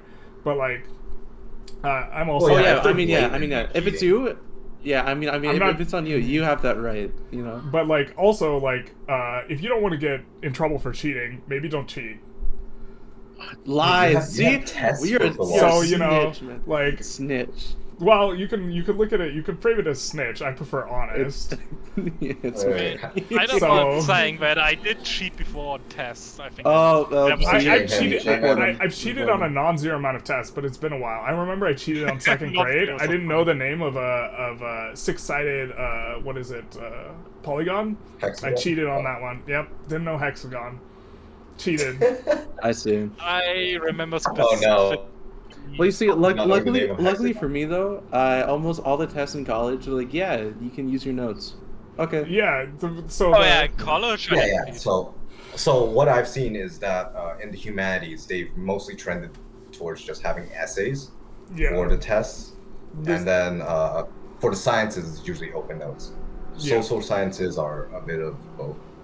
And the humanities, I mean, they really have to do their essays in person now with like ChatGPT and stuff. But Yeah. Well, actually, no. For us, it's a they bit have of both, I they have you submit it through Post-it. an app or something. Turn it Yeah. in or like. yeah, but you those can don't- you can just have Just you make can the have it ChatGPT write and change almost all of each it, and then you just sentence. rewrite the sentences. Right? Yeah, but, but I like- mean, like, by that point, I mean, like, are you really learning? I mean, at college, you're there to learn, you know? Yeah, that's- in college, that's my yeah, but attitude, at school you learn right? a lot of stuff you don't need. I'm not I mean, someone like- who's cheating to get a degree. Yeah. Yeah, I'm fine with like cheating in early I think- school years, but not in college. I think at a high level humanities course, like ChatGPT will not get you through. I mean, It just won't. Like you're writing a essay on like phenomenology, yeah. right? Like ChatGPT is not going to carry you through that. There may be like. Have quote, you like- tried to run complex philosophy through ChatGPT before? No, I haven't. It's but pretty I don't good think with it'll it. work. Really? Yes. Do they like quote and cite everything? You can Yeah. they will correctly give the rough idea of stuff like phenomenology and metaphysics and stuff like this. It's Okay, like, but you're still going is to it have to gonna be be like- explain and quote and like support your thesis. It's not. is Oh, but ChatGPT it's like it's not that hard to find. If you're talking about a take-home essay, like it's not that hard to, like. I'm pretty sure you can get them to quote it too, as well. Like I having played think around with just, ChatGPT. I mean, you can do your own like side research, just in a way smaller amount. Just cite those side, because I don't think they check for all of your what's it called where you got your stuff from. Yeah. As long as you name a bunch that are fair game. Yeah. As in, of Oh, course, if you just yeah. cite Well- Wikipedia, they will check. The A, the and professors, B, they will not be happy. if you're referencing the source material that they assign to you, which is generally what you do, Oh, even they've better. read it like 30 times. So you Yeah. can't just make something up and say that they said that. They'll like they know what the material says pretty well. Oh, It's, like with philosophy specifically, like with other courses, there might be a changing of the guard in terms of like what the reading material is. But we read Plato's Republic. There's like one source book, same source book for 2,000 years. It's like Well, they've yeah, read it also, like 20, 30 times or whatever like, the professor is. Also, like when I don't think ChatGPT will like if they're trying to paraphrase, or let's see, I think if they tried to like talk about Hegel or something with his like stupid prose, it's like they won't be able to get it correct because one, it's a translation, right, and two, it's so stupidly complex. I've done. that I've run philosophy like this through them, and it's pretty good at really it. it's yeah. work. Okay, It's not I it's not do- flawless. Like I can correct the errors it makes, but like students can make errors too, right? Like I think it performs better than an undergrad. Well, Which like maybe that's a That's low hard. bar, but we're talking about using it as an undergrad, right? yes. So like Okay. Well, I need to do some testing tonight. yeah, sure. I mean, you can probably get it to like give you weird stuff. Like If you ask it to like I know cite for Heidegger, science, maybe it'll accidentally give you Mein Kampf. But like, for those of you who don't know, Heidegger was a Nazi. I've heard. Yeah. I've heard that the humanities doesn't really work, but like the sciences, I know is horrible. I mean, I think it tried. would be not that good for literature, maybe, but like philosophy is a little bit more like technical, and maybe so it's like some philosophers I think it might not be as good with might be something like Nietzsche, but something like Kant. Oh yeah, philosophy is not my field, so I'm not too like Yeah, like I'm a science aware of this, but yeah. Yep, sorry. I mean, it's really good. good. Philosophy is really language dependent, and what ChatGPT is good at is language. You know, like you can ask it to like take like the song "Get Low" and like rewrite it in biblical prose, and it can do that. Like, yeah, it could do that, but it can't analyze the lyrics of that. And upon her, yeah, but I can check analyzations was made. Like. Well, I'm thinking of more like along the lines of poems rather than so rather than like pop music. But poems it might do better, but you could also give it a paragraph and ask it to rewrite it in iambic pentameter, and it will. Oh, interesting. Oh no, that's pretty easy, but yeah. I'm talking about like analyzing. So analysis is different, and so like AI PM guys. I guess in theory, the stuff it's gonna really suck at is the stuff where all the analysis of it is really bad, because that's what ChatGPT was fed, right? And if it's fed good analysis, like it's probably pretty good with like the really mainstream philosophers because it has read a ton of like text on them, right? Or it was built on a ton of it, right? So it's like it's seen that specific thing a lot, but like it maybe sucks at analyzing something novel, or like pre-2021 or whatever. I've also heard that they've been like trying to nerf ChatGPT by just like putting so many restrictions on it to stay legal. Like they're super up. Like you can't make it make. I tried to use it a little bit to like I was like write jokes about child labor, like, and it wouldn't do it because I was trying to like just come up with a whole bunch of jokes about child labor for like a video. And it just there's probably categorically some refuses. joke about child labor and AI. Maybe if you phrase it differently. Yeah, like, you can jailbreak it. But like jailbreak, yeah, I know how to jailbreak. The jokes aren't very good, but like bad jokes are funny in a different way, you know? Like, why did the industrialist cross the road? To get to the factory. Like, is it objectively funny? So no, bad. but it's like it's so bad that it's funny. I mean that is like Zoomer humor today, so yeah. So like that would be but like I mean it's good enough to write take-home essays better than the average undergrad, because I don't know if you've read the average undergrad's philosophy essays, but they suck.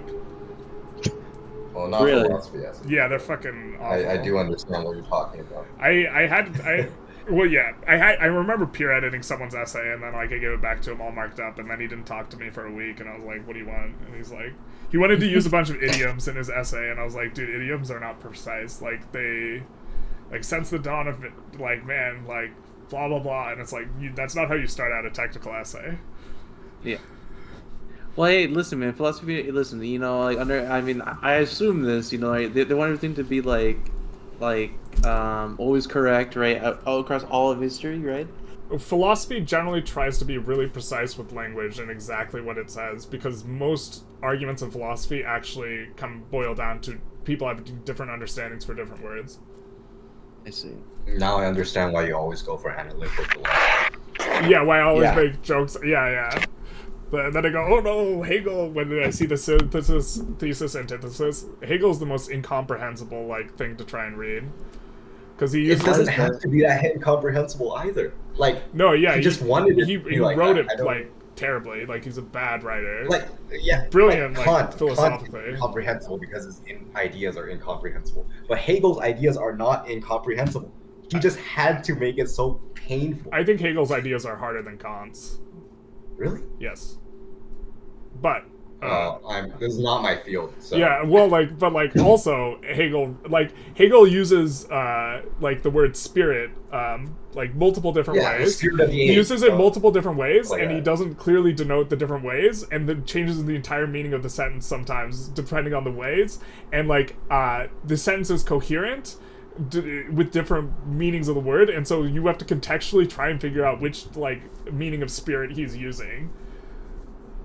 And it's just There's also the translation too. Yeah, you're also dealing with the translation. I heard the English version of Hegel is more comprehensible than German. That's my understanding as well. That's what I've heard. But that's Hegel being incomprehensible is a meme. So I would not be surprised if that was also not the case. Anyways, I've tested out ChatGPT with really well-known stuff. I think a few months ago I was trying to get it to tell me the spacings in a molecule, and no matter what I did, it would not give me the correct answer. It was really frustrating, and that's really well known too. I know you could BCC and stuff like that. It's really well known to chemists. You can also trick it to say that 2 + 2 = 5. Yeah, but I'm just using it as a search tool, and it won't give me the correct answer. No, but that's the most basic function. But chemistry knowledge, it doesn't have knowledge of the physical world, right? It just has. It only has fed language. Right, but I'm just saying that chemistry knowledge or being able to perform mathematics are not something that it's going to excel at. Oh yeah, definitely. That's definitely where it's going to perform worse. I think it probably does better on philosophy than chemistry. As a discipline. Suddenly we're talking about pod. Huh?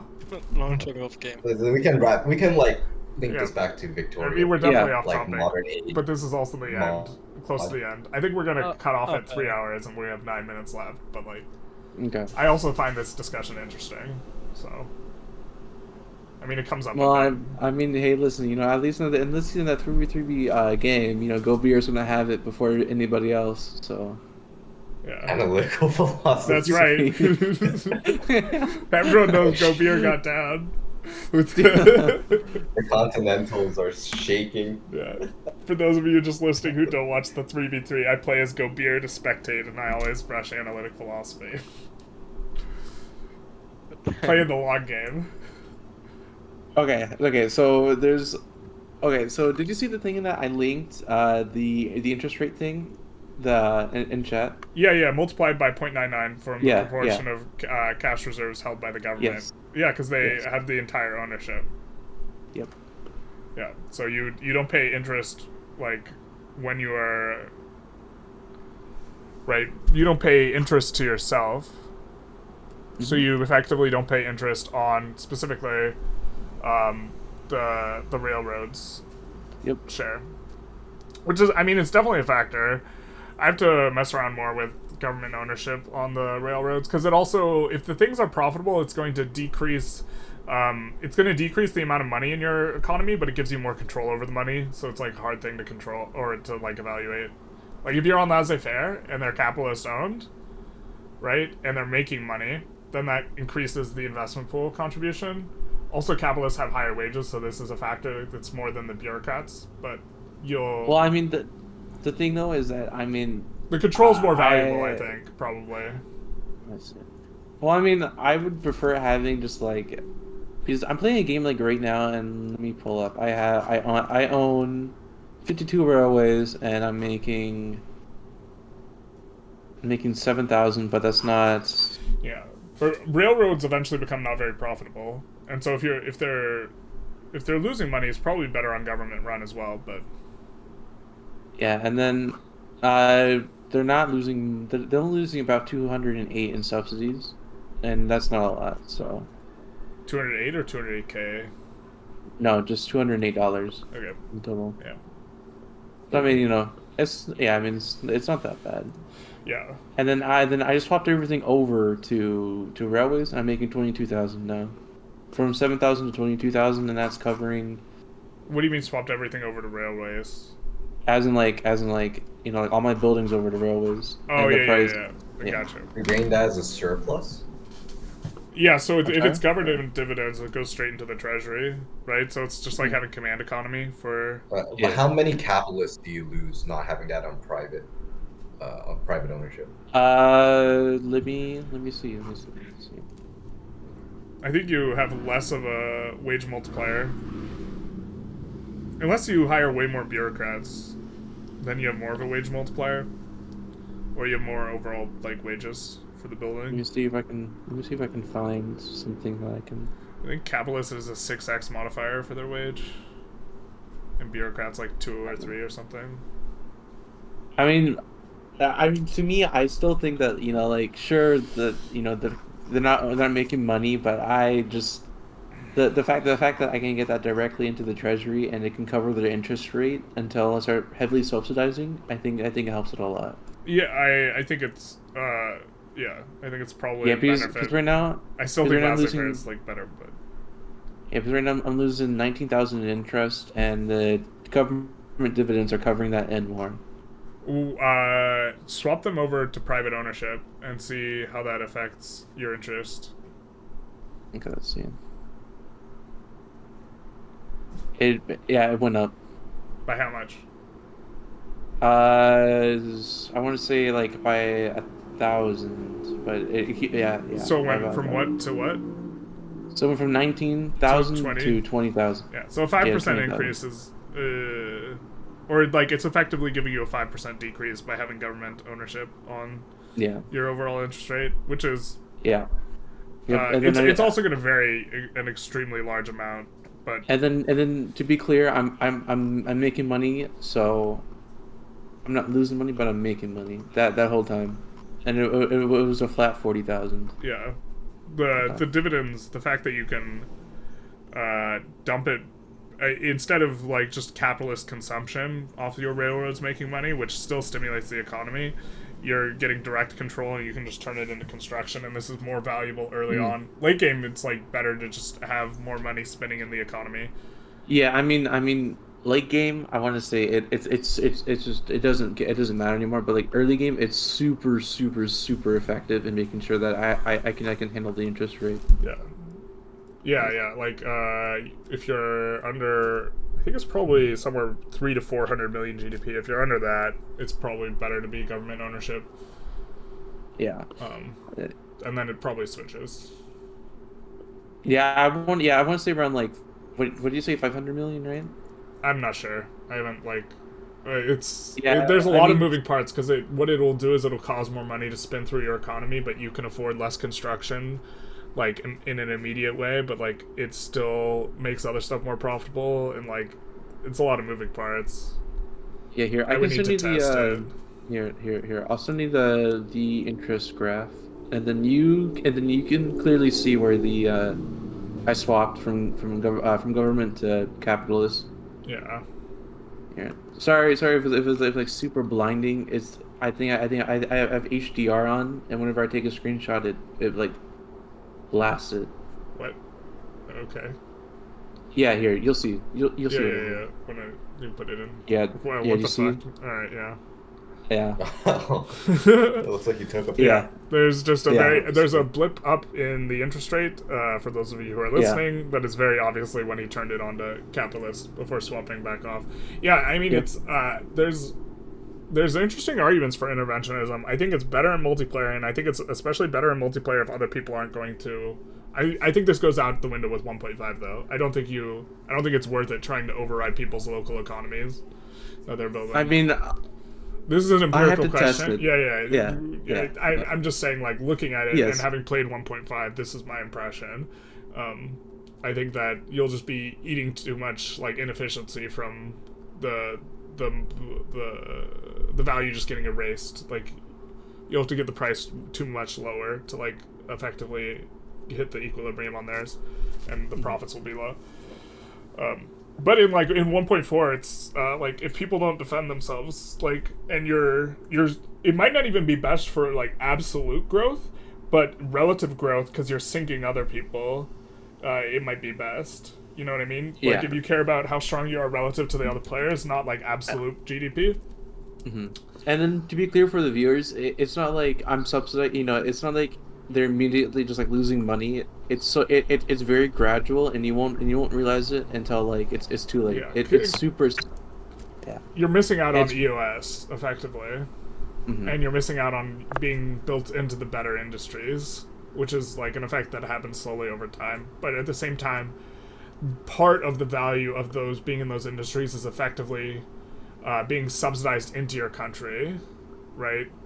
Because you are getting cheaper inputs than you otherwise would be able to. You're getting cheaper inputs without being the person with the sell orders, which is overall positive for you. Like, if stuff's negatively priced and you don't have a lot of sell orders for that, and you have more buy orders than sell orders, that's good. So, like, to some degree, the interventionist economy is subsidizing yours, but I don't think that that outpaces the getting to push the EOS bonus and stuff like this.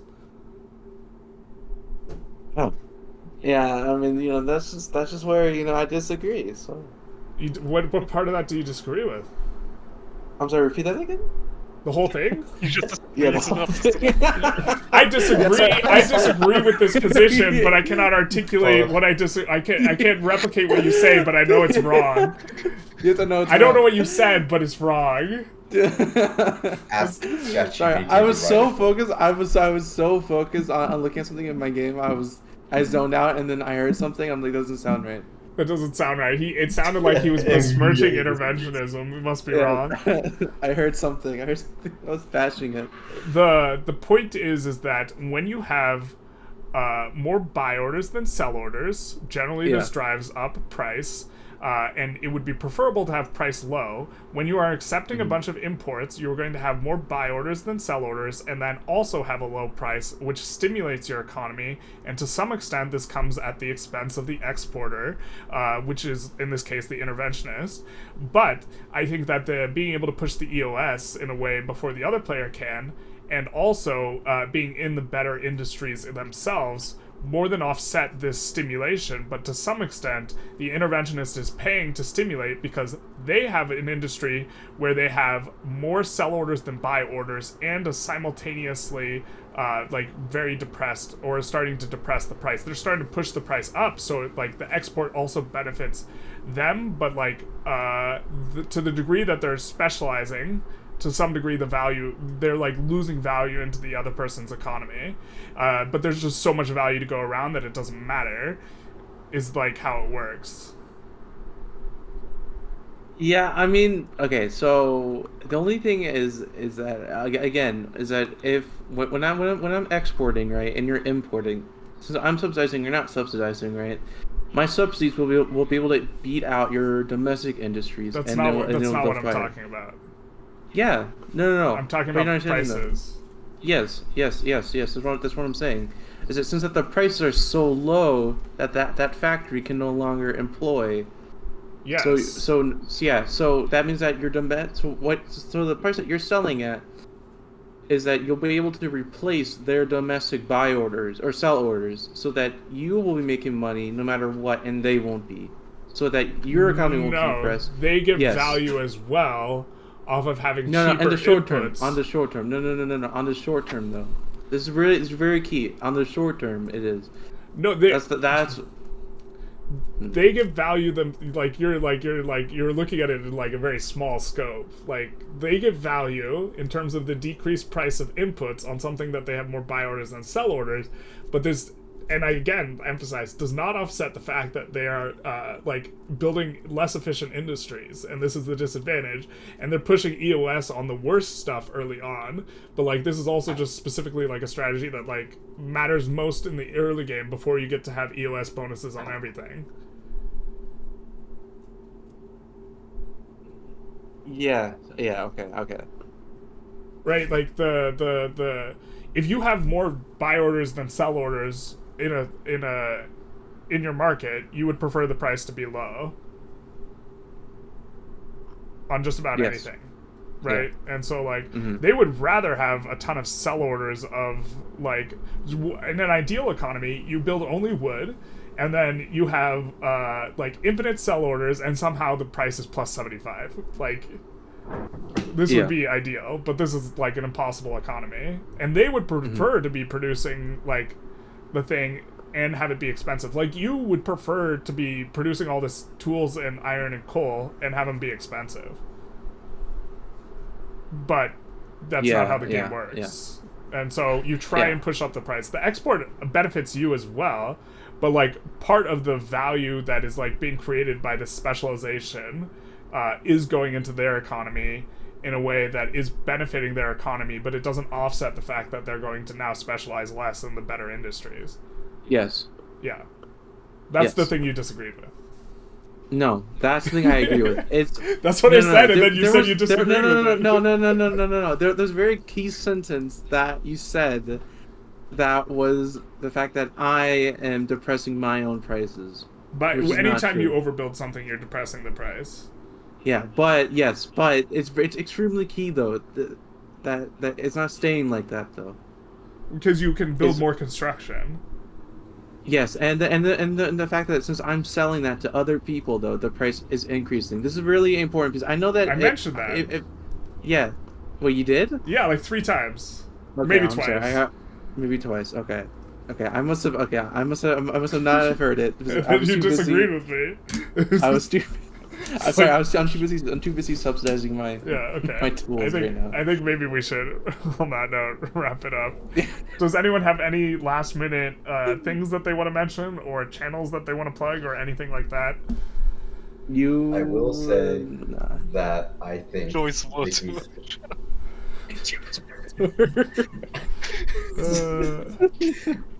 I will say that I think Vicky 3 needs more resources. Back in Alpha, they had stuff like novels and other stuff. I thought that was cool. I think literature is a very big part of the Victorian era. I think information or news should be good. Information, banks, aluminum, stuff like that. Aluminum as like a late game good as a substitute for steel. Every time you introduce a good, it's gonna decrease the speed of the game. Right? So yes. It has to add something in terms of a different play pattern, not just a different good, in my opinion. Yes, but it would be cool. Yeah. Paradox, please fix your game. Fuck no.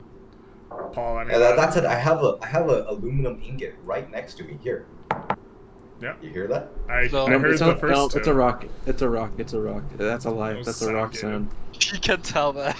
It's a rock. I also have an aluminum bar. You see, I am a fan of aluminum. No, it's a rock. Press X to dot. Do you smelt your own things? This was smelted by myself, true. Interesting. Whoa. That's pretty cool. No, I found my aluminum bar. No, shut up. I mean, you could have gotten it from a friend who smelts it. Look at this. I'm just joking. That doesn't sound metallic at all. See, it's a rock. I told you it's a rock. It's a rock. If I didn't have a carpet here, I would drop it and it will make the iron. It sounds very metallic. This is aluminum slander. Anyways, I'm a fan of aluminum. Look at this.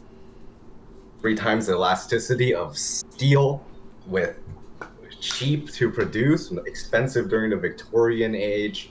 Very nice looking. Very light. Aluminum. Perfect for aircraft. Yeah, it takes a lot of power, right? Which is also in game. To produce aluminum. Producing aluminum takes a lot of energy, right? Well, I can tell it you what depends it's on like the production methods. the Cold War times, because I have it open right now. Now aluminum is very cheap to produce. I'm thinking in World War II, it used to cost a lot of energy. Oh yeah. Because I knew they built a lot of the aluminum production in the Northwest, where they had like a huge dam or whatever for the energy. Oh yeah, steel was way cheaper to produce, and it was also way better than aluminum back then because they could make different types of steel, like pearlite, stuff like that. Yeah. Oh, look at this aluminum. Anyways, that was my aluminum. Thank you.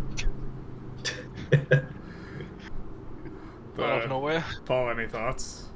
last minute Aluminum? plugs? Or no, just generally, do you want to plug anything? Do you want to...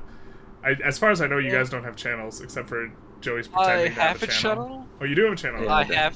I have a channel, but I don't Yes, a upload Twitch. on it. I've been thinking about uploading on it, but it's not concrete, and if I do, it's probably gonna be low effort. Okay. That's the Generalist special. You got the right audience for that. Yeah, I would literally just play like older games I've bet aren't a bit mainstream and what I really love. To be fair, Victoria is not really that mainstream, but I get your point. Yeah, but it's newer. Yeah. I was more thinking about Star Wars Battlefront 2, 2005. 13, what else do I have? Yeah. Original XCOM, original Fallout 1 and 2. I got in on 3. Like dabbling kind of into retro-ish. Yeah. Joey, did you have any last thoughts or things you wanted to plug? To plug, I mean, I do have a YouTube channel, but it's not that big. It's called Emperor Cowgod, and another thing is that I want to plug the 3v3v3. We need more players, always. So if you're listening, please join.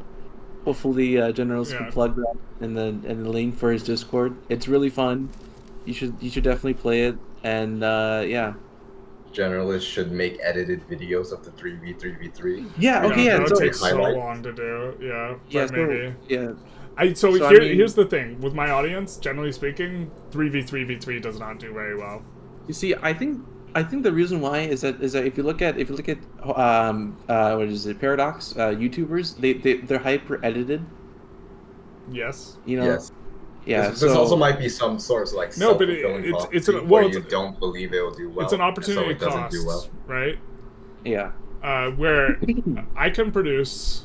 The time it would take me to go through a 3v3 video and cut things and try and earmark things and then cut things and then splice something together, I could probably make 4 episodes of a run in the same amount of time. Which one would be better? Okay, so here's the thing though, is that if you can break it up into 3 videos, right, for that one thing, right, you can do like a middle and, you know, I'm like talking about making middle, a 1 20-minute video or 1 30-minute video, something like this. I don't know. Well, you see, also there's nothing that's visually compelling, like on the screen and attention grabbing. It's true. He's not playing 3v3. Yeah. I'm just zooming in on someone and talking about it. No, I mean, I think that is pretty entertaining. I mean, and again, I think there's a selection bias with like my viewers as well. That is true. Okay. I mean, you see, I think the reason why is because the videos that you're uploading for your 3v3v3, they're like recaps and they're not like actually like the footage of the game. Yes, the recap takes me 30 minutes to do. Doing a highly edited thing would take me like 8 hours. I see. And the recaps also do generally very, very poorly. And they're like, it's probably more worth it for me to just record an episode of something else instead of doing the recap. Yeah, but I mean, you know, again, this is what you brought up with the fact that it's just, you know, you don't know if it's truly like that because, you know, you haven't sunk the time into it, right? Yeah, but there's like, the one thing that I like high efforted was like my Nation Spotlight video, and it did absolutely terribly. Well, that was what the very first time I shouldn't have done it on perm either. That was kind of stupid. I see. It's an emerging I should have done it on industry, Japan. It needs to be subsidized. Yeah. Yeah, you need to subsidize your channel. But like, I'm saying most of I've done polls and I've asked who's interested in like 3v3s or whatever, and it like scores like 10 or 20% or something. Well, yeah, again, because your audience is. Yeah, I mean, we're talking. So there's some self-selection bias, and the 3 people with the most league points being of the opinion that I should focus more on 3v3. No. I'm not saying focus more. I'm just saying Paul like, doesn't even agree. Yeah. Yeah, I'm just saying that like, it should. I want to say like a lot more. I'm just saying that. Because I have talked to people who have subbed to you, and they're like, I said, hey, do you watch 3v3? They're like, yeah, no, I just never watched it. And then I'm yeah, like, but why? You're saying I should 16x my effort. I'm not saying 16. I'm just saying just like, I don't want to be, you know, like a backseat or anything. It's just that. But I told you how long I think it would take me to go through a 3 to 4 hour video and try and find compelling little cuts to put in and splice together. I think it would take me 8 hours versus the 30-minute recap. Try one. Just do like a 16x. Hire someone. Yeah, I don't even make money. Like, no. I barely make money. Not higher. No. I said try one. Just try to. This can't be the advertisement. No. I'm saying just try on the next season on the first episode, right? It has to be exciting. Yeah, that's really I mean, if I was gonna do it on anyone, it would have been the finals. That is true, but I mean. In fact, I could just delete my recap and just do a finals video. That'd probably be better than a new one. But I also think people are interested in watching me play versus multiplayer. When I poll what do people want to see, 3v3v3 or me just playing single player, it's at least 2 to 1, if I recall correctly, that people would rather watch me play single player. But there is an audience. Yeah, there is an audience. I mean, I don't know if it helps, but I could technically record my sessions and send them over to you so you can use that footage for your weekends. It would also be way more interesting if I had all the footage of everyone and I can do that my stream trade on safe because I'm not big enough on Twitch. Well, you got some viewers. Can you just record it with OBS I can record it. If someone recorded with OBS too, if I got everyone's POV, it would be easier to make more exciting things, because all of my video is me reacting to stuff, right? Which is secondhand, and I'm not seeing stuff happen live. You would also have to watch virtual streams. Yeah, all of them. But you know what I'm saying? I mean, I could be mistaken in my evaluation, but we're talking about spending 8+ hours to find out. Well, I think this podcast is a good way to start, take the first step. Well, I mean, I think this will do worse than the We Play Games one. Oh yeah, for sure. Most definitely, yeah. Which is fine. I wanted to have this podcast and talk about 3v3 and this sort of stuff. Although we didn't really talk about the format all that much, to be fair. No, we did not. No, we were busy talking. Kind of segmented away by accident. We need to fix the picks. Huh? I think second pick's too weak. We went from. No, I mean this is possible. At the very opener, first pick was too weak, but in the very first few games, first pick was too weak.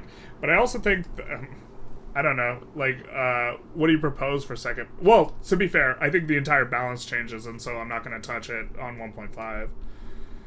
Yeah, that's true. Because second pick could, first pick could be awful. Maybe the top 8 countries really pull ahead, but I actually think Spain gets a lot better with the Navarra buff.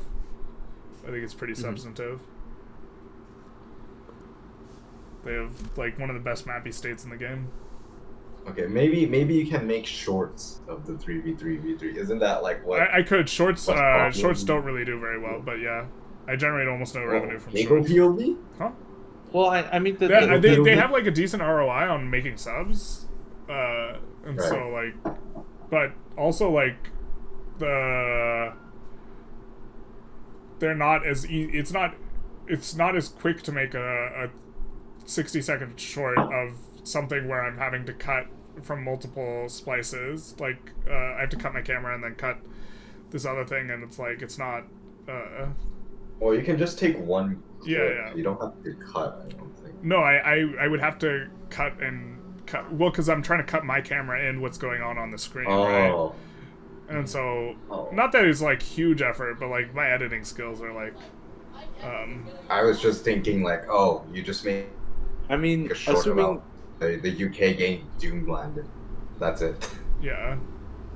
Yeah. So that would actually be of anything I can make a short about. UK getting Doomlanded is multi-landed by 15 things. I've been thinking of making a short where I'm all hype and whatever, and the captions what people think when they say I'm a strong Victoria 3 player, and then next scene is just me lifting heavy weight. What I think when people say I'm a strong Victoria 3 player, because for those of you who don't know, just listen to the podcast, I'm pretty strong. I can squat 675. probably 700 right now, but I haven't done it. 700? Wait. Pounds, yeah. Not kilos. That's insane. Oh, okay. Wait, no, that's still insane. What the hell? I cross-post. You could look up Generalist strength if you want to see. Like, the one that's like a neat party trick actually. is putting 200 pounds over my head with one hand. I don't think that's as impressive how many, as a 675 squat. 200 pounds or 675? Yeah. It's like close to 2 plates, a little bit under 2 plates for 200, and then 675 is 45 kilos. I think it's 7 plates. So, yeah, it's 7 plates. I mean, the thing though, I love. I mean, first off, I mean the thing though, with your channel, right, is that you're, to me at least, you're always very innovative. Comes to other Victoria 3 YouTubers, because I only see that they're only specialized in maybe like 1, maybe 2 things. Yeah.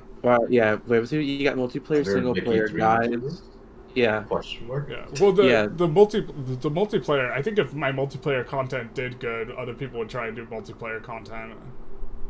If it was demonstrably doing good, or maybe not. Maybe people don't pay attention to what I'm doing. Vicky 3 videos did really well. Well, I mean, is that the one guy who does casual multiplayer? No, but he's the guy who puts country balls over. Oh yeah. That one's great, but that's like that's casual, and that's not like an attempt to be like a competitive format.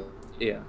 I think that's more because of the personas rather than the actual game. Yeah. Oh yeah, the high. But like to do that, that would require so much editing. He spends so much more time per video than I do. Yeah.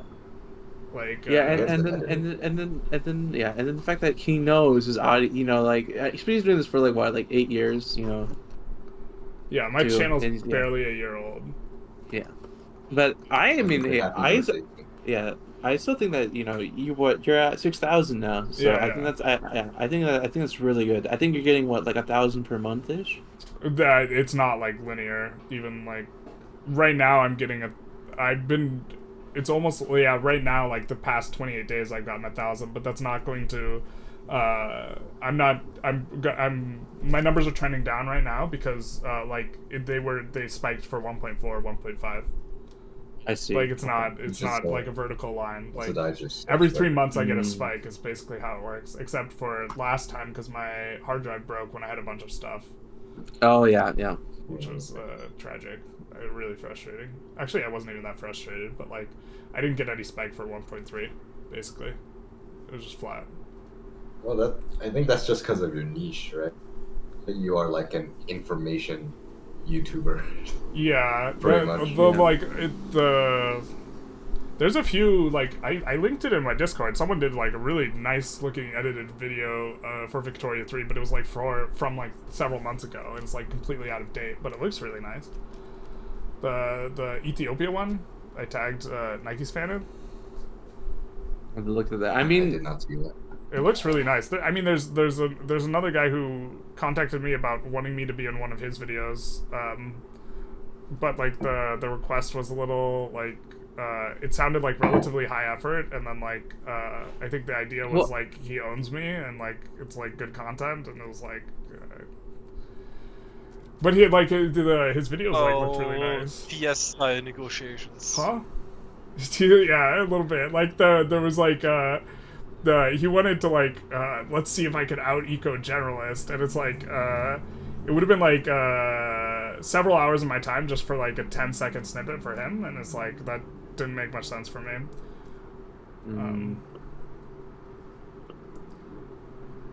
But like I liked his content, I liked his editing. I just like the proposal like wasn't there. I was like, I see it. Yeah, and then also I'm assuming that you're not full time too. I'm assuming that you're partial time as well. I'm I'm full time, but I'm doing like other stuff. But yeah, I have like till February to make this work. Oh really? Oh. Okay. In terms of like money, yeah.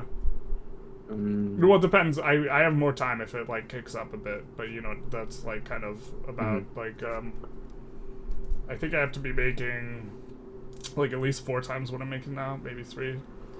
I see. I mean, have you gotten like any sponsors or anything like that? I mean, I haven't No, seen any. I haven't. No. I mean, I'm too I small think to it's too sponsor. niche for that. So. Maybe Paradox will give me the DLC for free.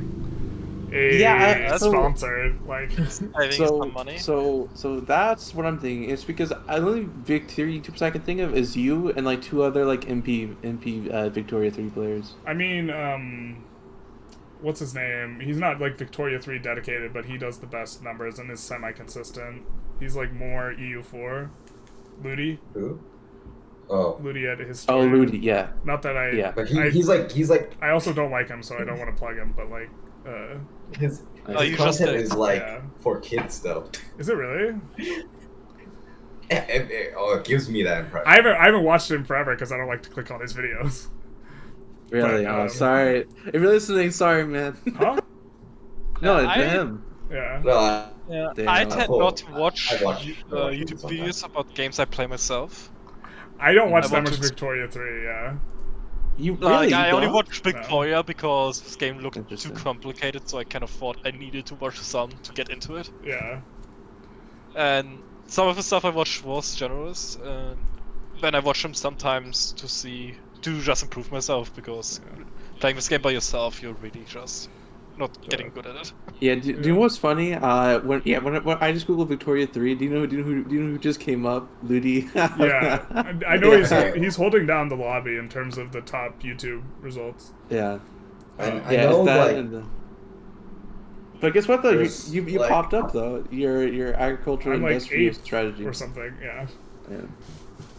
There is like a community of Paradox content creators that like there's a competitive Paradox game scene that I need to they look do into play this. Vicky. Yeah, I need to talk to these guys. Speed 5, I think, does. Speed and 5 they have YouTubers there who are. Speed 5 is an organization that does competitive Paradox games. I'll have to talk to them. They have YouTubers there that are smaller than you, like way smaller than you, who like play and they get views, stuff like that. It's not a lot because Paradox is a niche within a very small niche. Well, but, Paradox games in general are horrible for exists. Competitive, to begin with. Yeah, but like as a springboard to get more contacts and more collabs. No, maybe I should talk to them. What I would be interested in is like throwing 3 from my channel against 3 from someone else's channel and 3 from another person's channel. Yeah, I mean, I think that would be me. Okay, guys, us 3, let's go. Fuck, I'll just me, Diplo, TS, military, and Joey economy. Yeah, for sure. I mean, yeah, that could totally work. TS can drop the plans. Listen, TS plans are a bit scary. We really need a team of 4 for Tired Star to thumb pies. I think you might be able to propose this to Speed 5, like 3v3v3, because it's been tested. I think it's been play tested. I think it's the best way to make Victoria competitive. I think it could work. I don't see a... Yeah, it's a horrible game to make competitive. Yeah, because France is way out in front, and there's no way to have a... I don't think you could have a balanced 1v1 or a balanced 3v3. And 3v3v3 resembles Speed 5.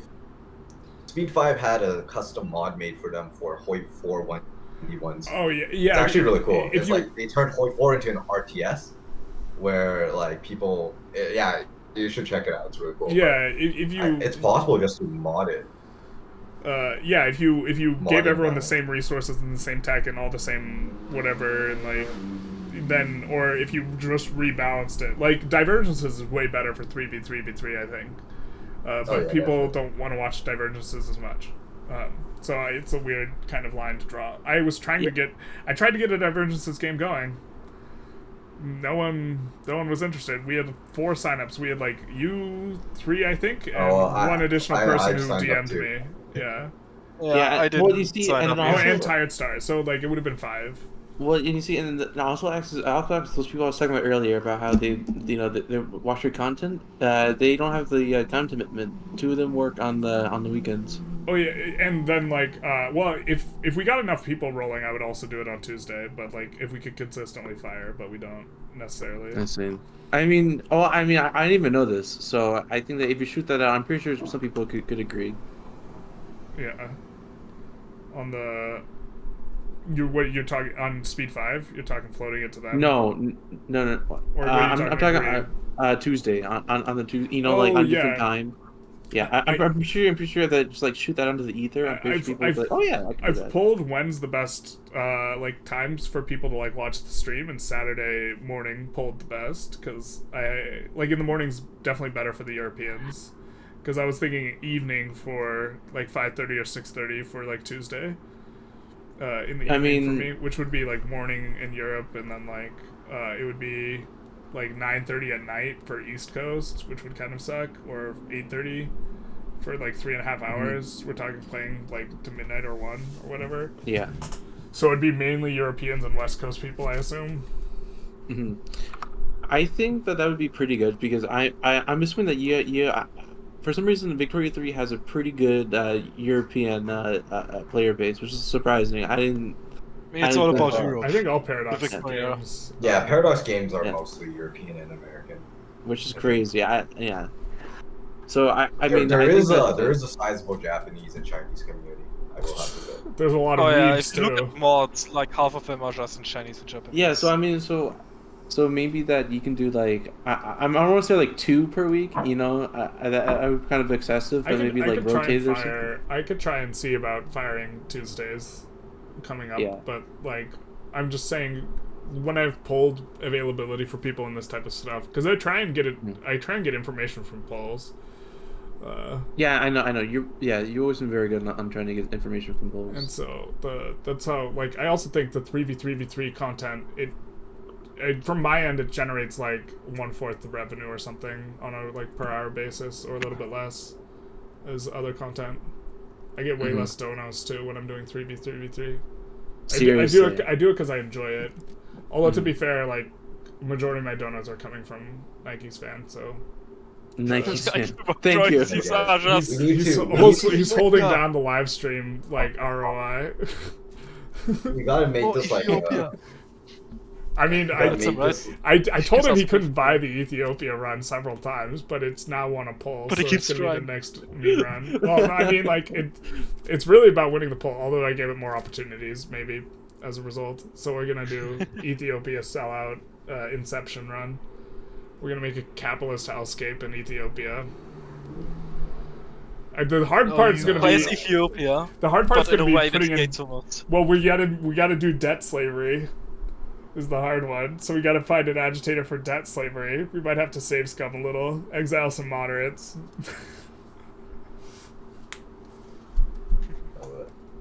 Can you even... We have to rile up the drama in the 3v3v3 community. Make it a reality TV show.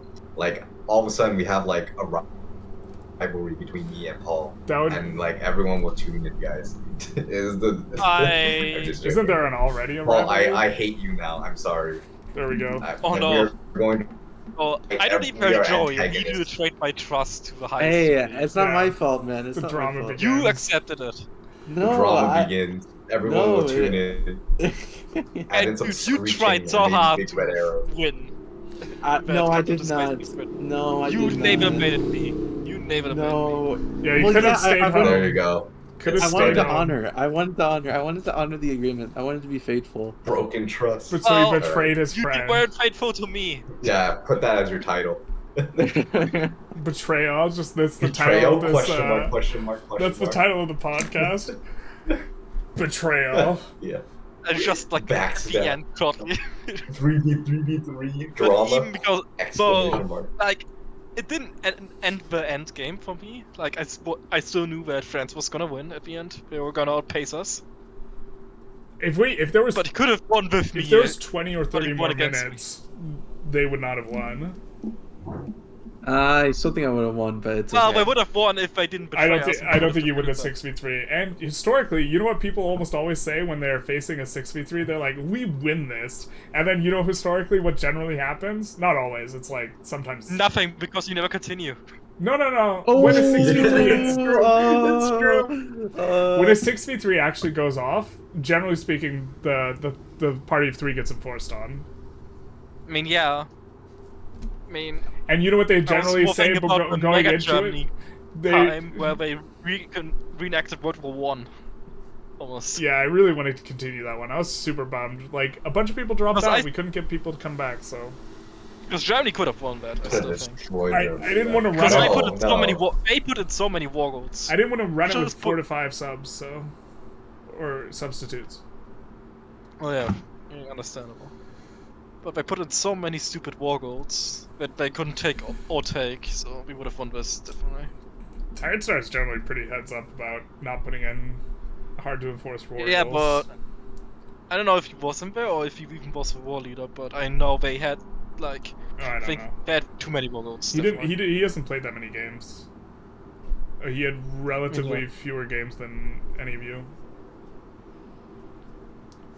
Like Engen as well. Although Engen now has 3 sessions. He went from 1 to 3 after playing the finals. Oh yeah, finals were 2 sessions. I would say he only played twice. I think you should be counting the final game as 2 sessions. I think it should be 1. But yeah. I mean, we played it over the course of 2 sessions, and yeah, but like it messes up the stats. You know, the stats are already messed up because there's a 25%. Don't matter anymore. There's a 25% inflation for the finals. Oh yeah, that's true. But I'm talking about like the nation stats, because like now the U.S. got 2 third places. Well, but for each leg of the session, you guys got 3rd place. Yeah, but that's because we started off on a bad foot from the second session. That's not fair. In terms of scoring, I'm probably gonna start you with the starting the GDP you start that you ended the first session with, but I don't want to create this weird sort of like situation where it leads to weird manipulations. But yeah, I'm probably gonna start it from whatever your GDP was at the start of the session instead of the very start of the game, which is going to benefit some countries, especially multi-session. Also, ideally, I would love to just do 2 sessions every time. I think it's better and more interesting. Well, yeah. But like currently, the problem is like finding enough people to fire a single session. So, it's a very interesting format, but it requires finding 9 people who have like 4 hours and want to play. Yeah. And then having all of those people show up as well. And while there's a decent amount of people interested, I don't know. Maybe it'll be easier now. It's probably gonna shoot for doing another one this Saturday. I'm gonna try and get Divergences to go, and then I'll also hit up the Divergences server, which I didn't. And they might be interested. So that's more there. Yeah. What did they think of the very first one? They thought it was interesting. I mean, they played a little more. Someone pissed them off. I forget if it was TS or Tired Star. It's not me or Tired Star. I think it was the Spain player, but I don't remember who that was. No, it was Tired, or it did. I forget who was. No, Tired Star. Tired Star was most of the Burgundy. game fighting me in that game. Yeah, that was hilarious. He No, but just the general like level of it. They thought that the Day 1 war they weren't a fan of. Yeah. I mean, they weren't like butthurt or anything. They thought it was just like incorrect, which it might have been. I'm not sure. It's kind of weird to evaluate. So it's PD. PD was Spain in that game. Okay. Well, he was one of the Divergence guys, but he wasn't on their team. Yeah. He was the 4th Divergence guy. But like, what happened in the Burgundy just dialed on dual monarchy at the very start, and I think that just helped the 3rd team. And then they enforced, and then they went to declare war on TS, and then this is more for the pod because you kind of know what happened. And then TS bricked the war such that they couldn't land, and there was no naval access, and they couldn't enforce below 0, and just held them hostage. Because they didn't want to like capitulate and lose whatever war goals he had put on them, and so liberate Netherlands. Yeah. So it it was very amusing. The hostage situation. They eventually figured their way out of it, but it was too late at that point. It'll be easier with reverse sways to get out of that. Well, the reverse sways are gonna make it so complicated. Reverse sways are gonna make it complicated. You know what I really wish is you didn't have to decide all war goals during escalation and people could join wars late. It would remove so much of the problems with 3v3v3. Because almost all the instances of problems have to do with that. I honestly kind of like it because it kind of makes wars predictable. Predictable or unpredictable? It's predictable. You know what's gonna be at the end of war. You know, it's not fun. It's very cheesy, yeah. Yeah, but like, if it's I don't know. If you can join at 70% escalation, but you can't add war goals at 70%, then or you can only add war goals at 70%. Joining at 70% makes it so you can't have war goals put on you. So I need to change that rule. Other than the 30 seconds after you join. So in that 30 seconds, they have to decide and pick a war goal, like something like this. I don't know if that's enough time. It probably is. Yeah, that's fair. I know last game, there was like a period where someone was keeping the pause on, and I was like, "What gives?" And they're like, "We're trying to do." No, you did. When you guys were slapping war goals on me or on someone, you were pausing constantly. But when we did it, well, you pause every time someone joins. You can do that, but they were staying paused for like forever. And then I went into the set and said, "You can't put any more war goals in." No. You did that with me, and then when we did it to the other team, you came in and you put your foot on the table, man. There's a clearly bias. Was this when I was a player versus when I was subbing into as a player? Okay, well, yes. I mean, so I don't recall like having a pause longer than 30 seconds. If I did, I apologize. It was super annoying because I was so nervous that. But we also, I think we paused every single time someone joined. No, you paused in addition to slapping on war goals. Okay. Yeah, but it's fine though. I mean, I really didn't mind because it was Jover. So yeah. Also, at that point, there's like no one to play referee if I have to sub in, and I tried to like avoid me subbing in for like obvious reasons. Yeah, I mean, have you ever thought about getting a co-host for one of these 3v3? I've considered it. Joey offered. I offered. Right now I can't even get enough players all the time, so like taking someone who would otherwise be a player and making them a co-host doesn't make a whole lot of sense. I can give you links to different servers, and maybe you can talk to the owners and see if you can get some people to play it. Okay, you can send me the links. Send me after we're done. Yeah, I will. Yeah. Not like and then maybe perhaps that they will. I mean, but also to be clear, as far as my content goes, the 3v3v3 stuff does just do poorly. Like, yes, I mean, I've noticed that too. It's a passion project, not a well, like I think it's super interesting. So I think the most interesting thing about Victoria 3 is trying to understand the game, and you add an entire layer of complexity when you add multiplayer. And if it was a 3v3, it'd be more complex. And then if it's a 3v3v3, the layers go deeper, right? Because now you have to play this weird diplomatic triangle thing, and so like. Yeah. And there's like a deep metagame, and it's not just playing the game, it's also handling the diplomacy. Whereas a 3v3 would be just playing the game. I will say that the Vicky 3 information niche is a lot smaller than the multiplayer niche. So it is worthwhile to invest. Yeah, I have a strong suspicion that the pool that you're pulling from is bigger. It's for some reason that they're just not happy. I don't know what it is. It's just that they're just not clicking.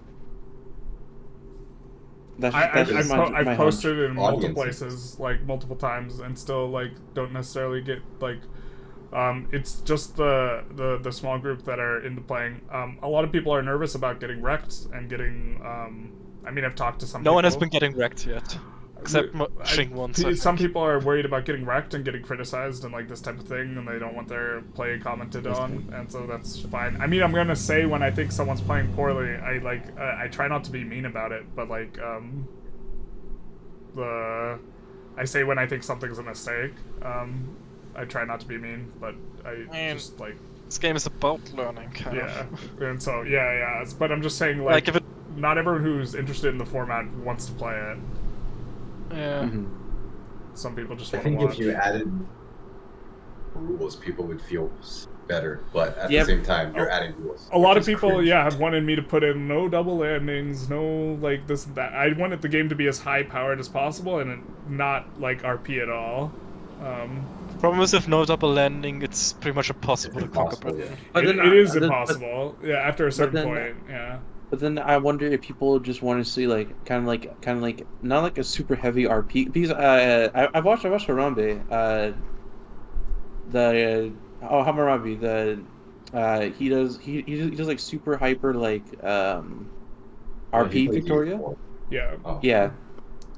And I've seen people watch that, and so I'm wondering if maybe it's like RP that people like prefer. Storylines make for more interesting content than like mechanics. 3v3 drama, guys. I mean, the 3v3v3 drama would be like, it would be more interesting if we just like made it WWE 3v3v3. But then I didn't want to mention it, but I was thinking about it. We're playing a way different game, right? Now we're playing some sort of. Like, if we were to have, like, that type of thing with, like, shit-talking and, like, storylines and, like, this type of stuff, you could not pick a worse game to, like, platform that type of thing than Victoria 3. And especially, like, there's no spectating tools. The spectating tools are ass, like, so, like... Well, Bo Cohen does it well. Well, I mean...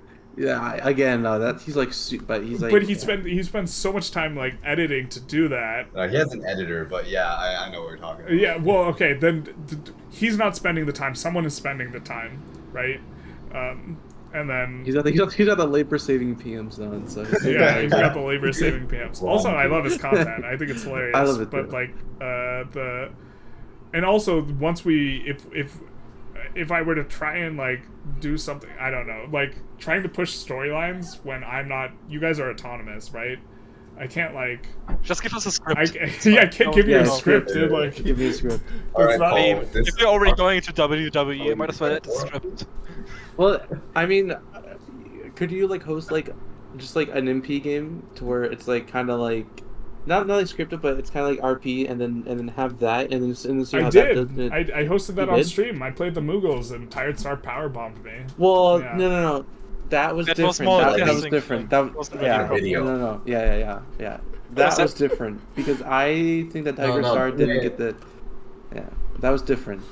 No, that one, you advertised that as a 3v3v3 and it failed to get the player. Yeah. Actually, Tiger Star was cool with me. Actually, I think if you got like vanilla Vicky 3, just as an MP game, not as like 3v3v3, I think a lot more people would join, and then from that you can like draw out some drama and then put that into 3v3v3. Oh, that like in the nice game where everyone's minding their own business, someone's pie got thumbed. And so we got them, and they're gonna make a team, and then they're gonna make a team, and then whatever third wheel also makes a team. Revenge and it's Rumble time. The 3v3v3. The gauntlet. And then we went through a training arc. I trained 8 hours every day. Yeah, just sacrifice the copyright strike for the Rocky music and the montage. Yeah. We don't care about monetization here. Rocky music. No, it's like, what nation he's gonna pick? What nation is he gonna pick? Oh my god, he's picking France! He locked it! So crazy. Like, the visuals are just so terrible for, like, a spectating, like, sport. Like, it's like... Like, zoom in and out of the map. Yeah, just so zooming in and out, like, on Go Beer, just like... Yeah. Everything. It's like, and the crowd goes wild. Like... What crowd? Look at him build the U.S. Like... He's subsidizing his industries. What? He's going to 100! He's not going Laissez Faire? What? To be fair, I've already done that one. Like, a co-caster who's like a straight man who's like... The one person's got to do color and the other person's got to do play-by-play. Yes. I mean, it would help. It would help a lot for having at least one person like investigate things and then ask questions to the other player. Like if I were to co-host, that'd probably be the best role responsibility. Probably have me talking more and then the other person searching for interesting things going on. Yeah, that's usually how it goes. Yeah. But like, if you watch like really big casters, like for esports, like Yeah. StarCraft and stuff, they can carry the entire cast by themselves. You don't even need the game. So, yeah, as a large aspect. I mean, I'm not.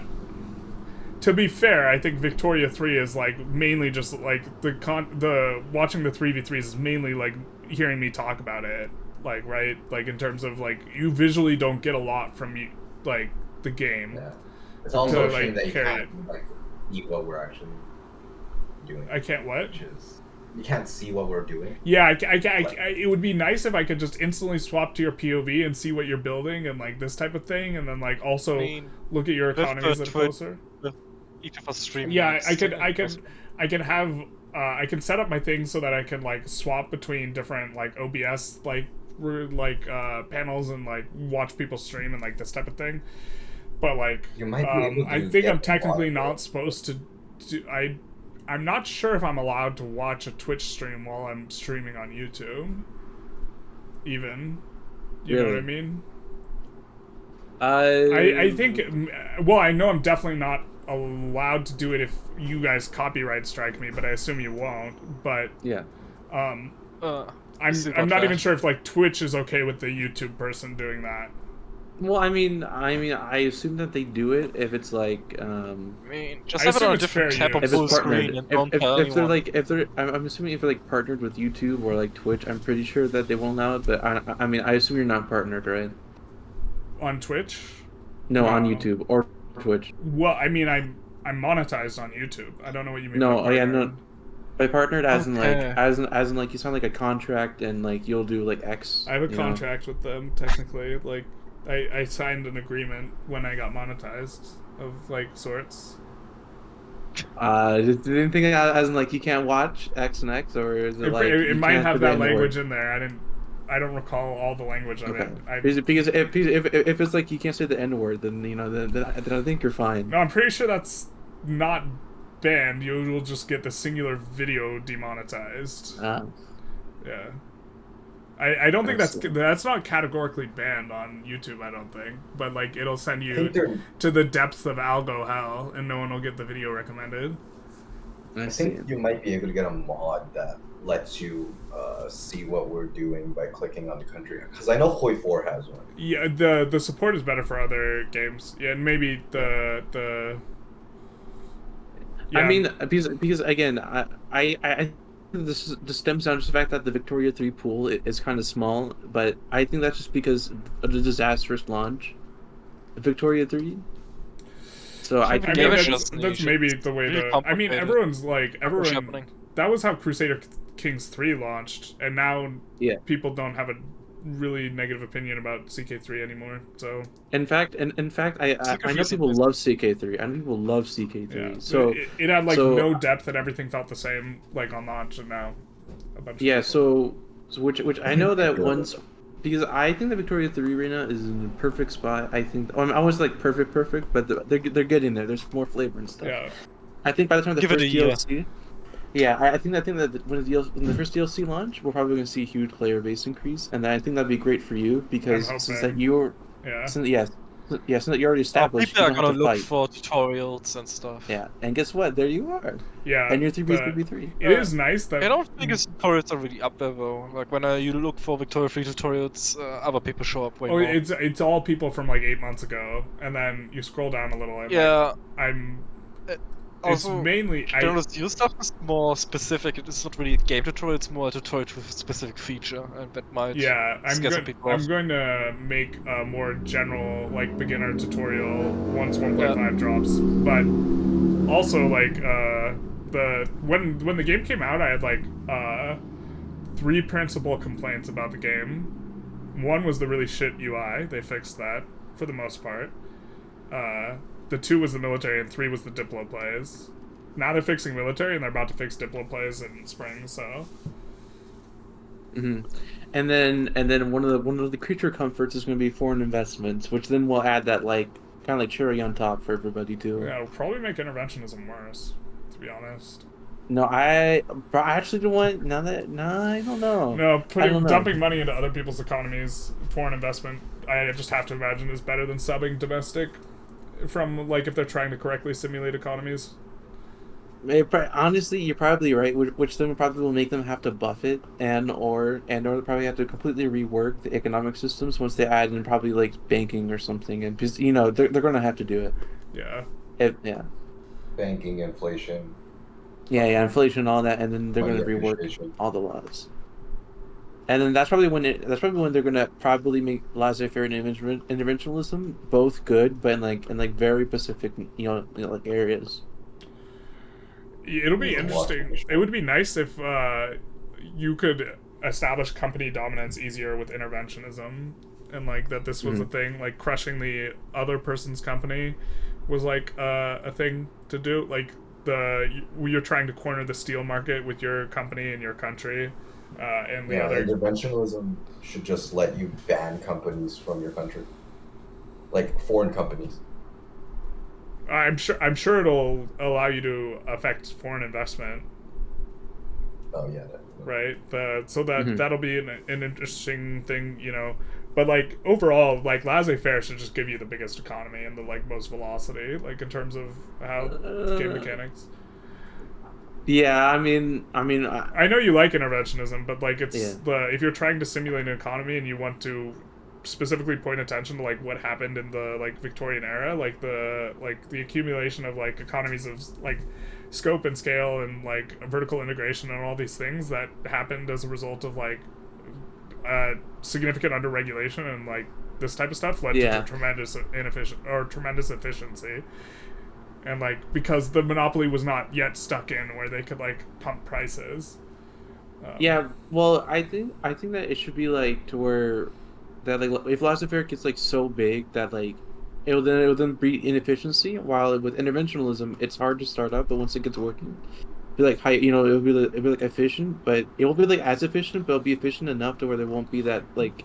But like malice. Interventionism is like the very stuff that like Adam Smith like critiques in The Wealth of Nations. Like, and this is like the economic situation before like Victorian era, like this feudal / like mercantile like economies is like what I envision when they say interventionism, where like we're gonna protect the local fabric industry here, which is just like it's like anti-globalistic, and you get efficiency from the globalism, and so like to the extent you're trying to like to the interventionism you're talking about is like a modern like take on interventionism. Yes.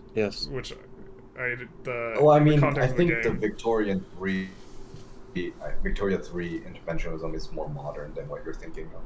Then in my mind it's capturing the inefficiency that countries moved away from, that was created from like trying to protect your money supply and this type of thing. Although there's no money supply in Victoria. When I think of interventionism, I'm thinking of like governments now to where there's like a unique shared experience between both government and business, to where like if one fail, like if the business fails, the government has to intervene because it would be disastrous. Yeah. So that's what I'm thinking of. Yeah. Oh. And also more like everyday things, like the U.S. subsidizing meat, like today. Yeah, exactly. Yeah. But that's inefficient. Like, you can directly like. Well, I mean, it's not. Well, actually, I mean, I wouldn't think it's New Zealand has way more rainfall, better water supply, and their beef is cheaper. Well, I mean, that's just because of the rainfall. Yeah.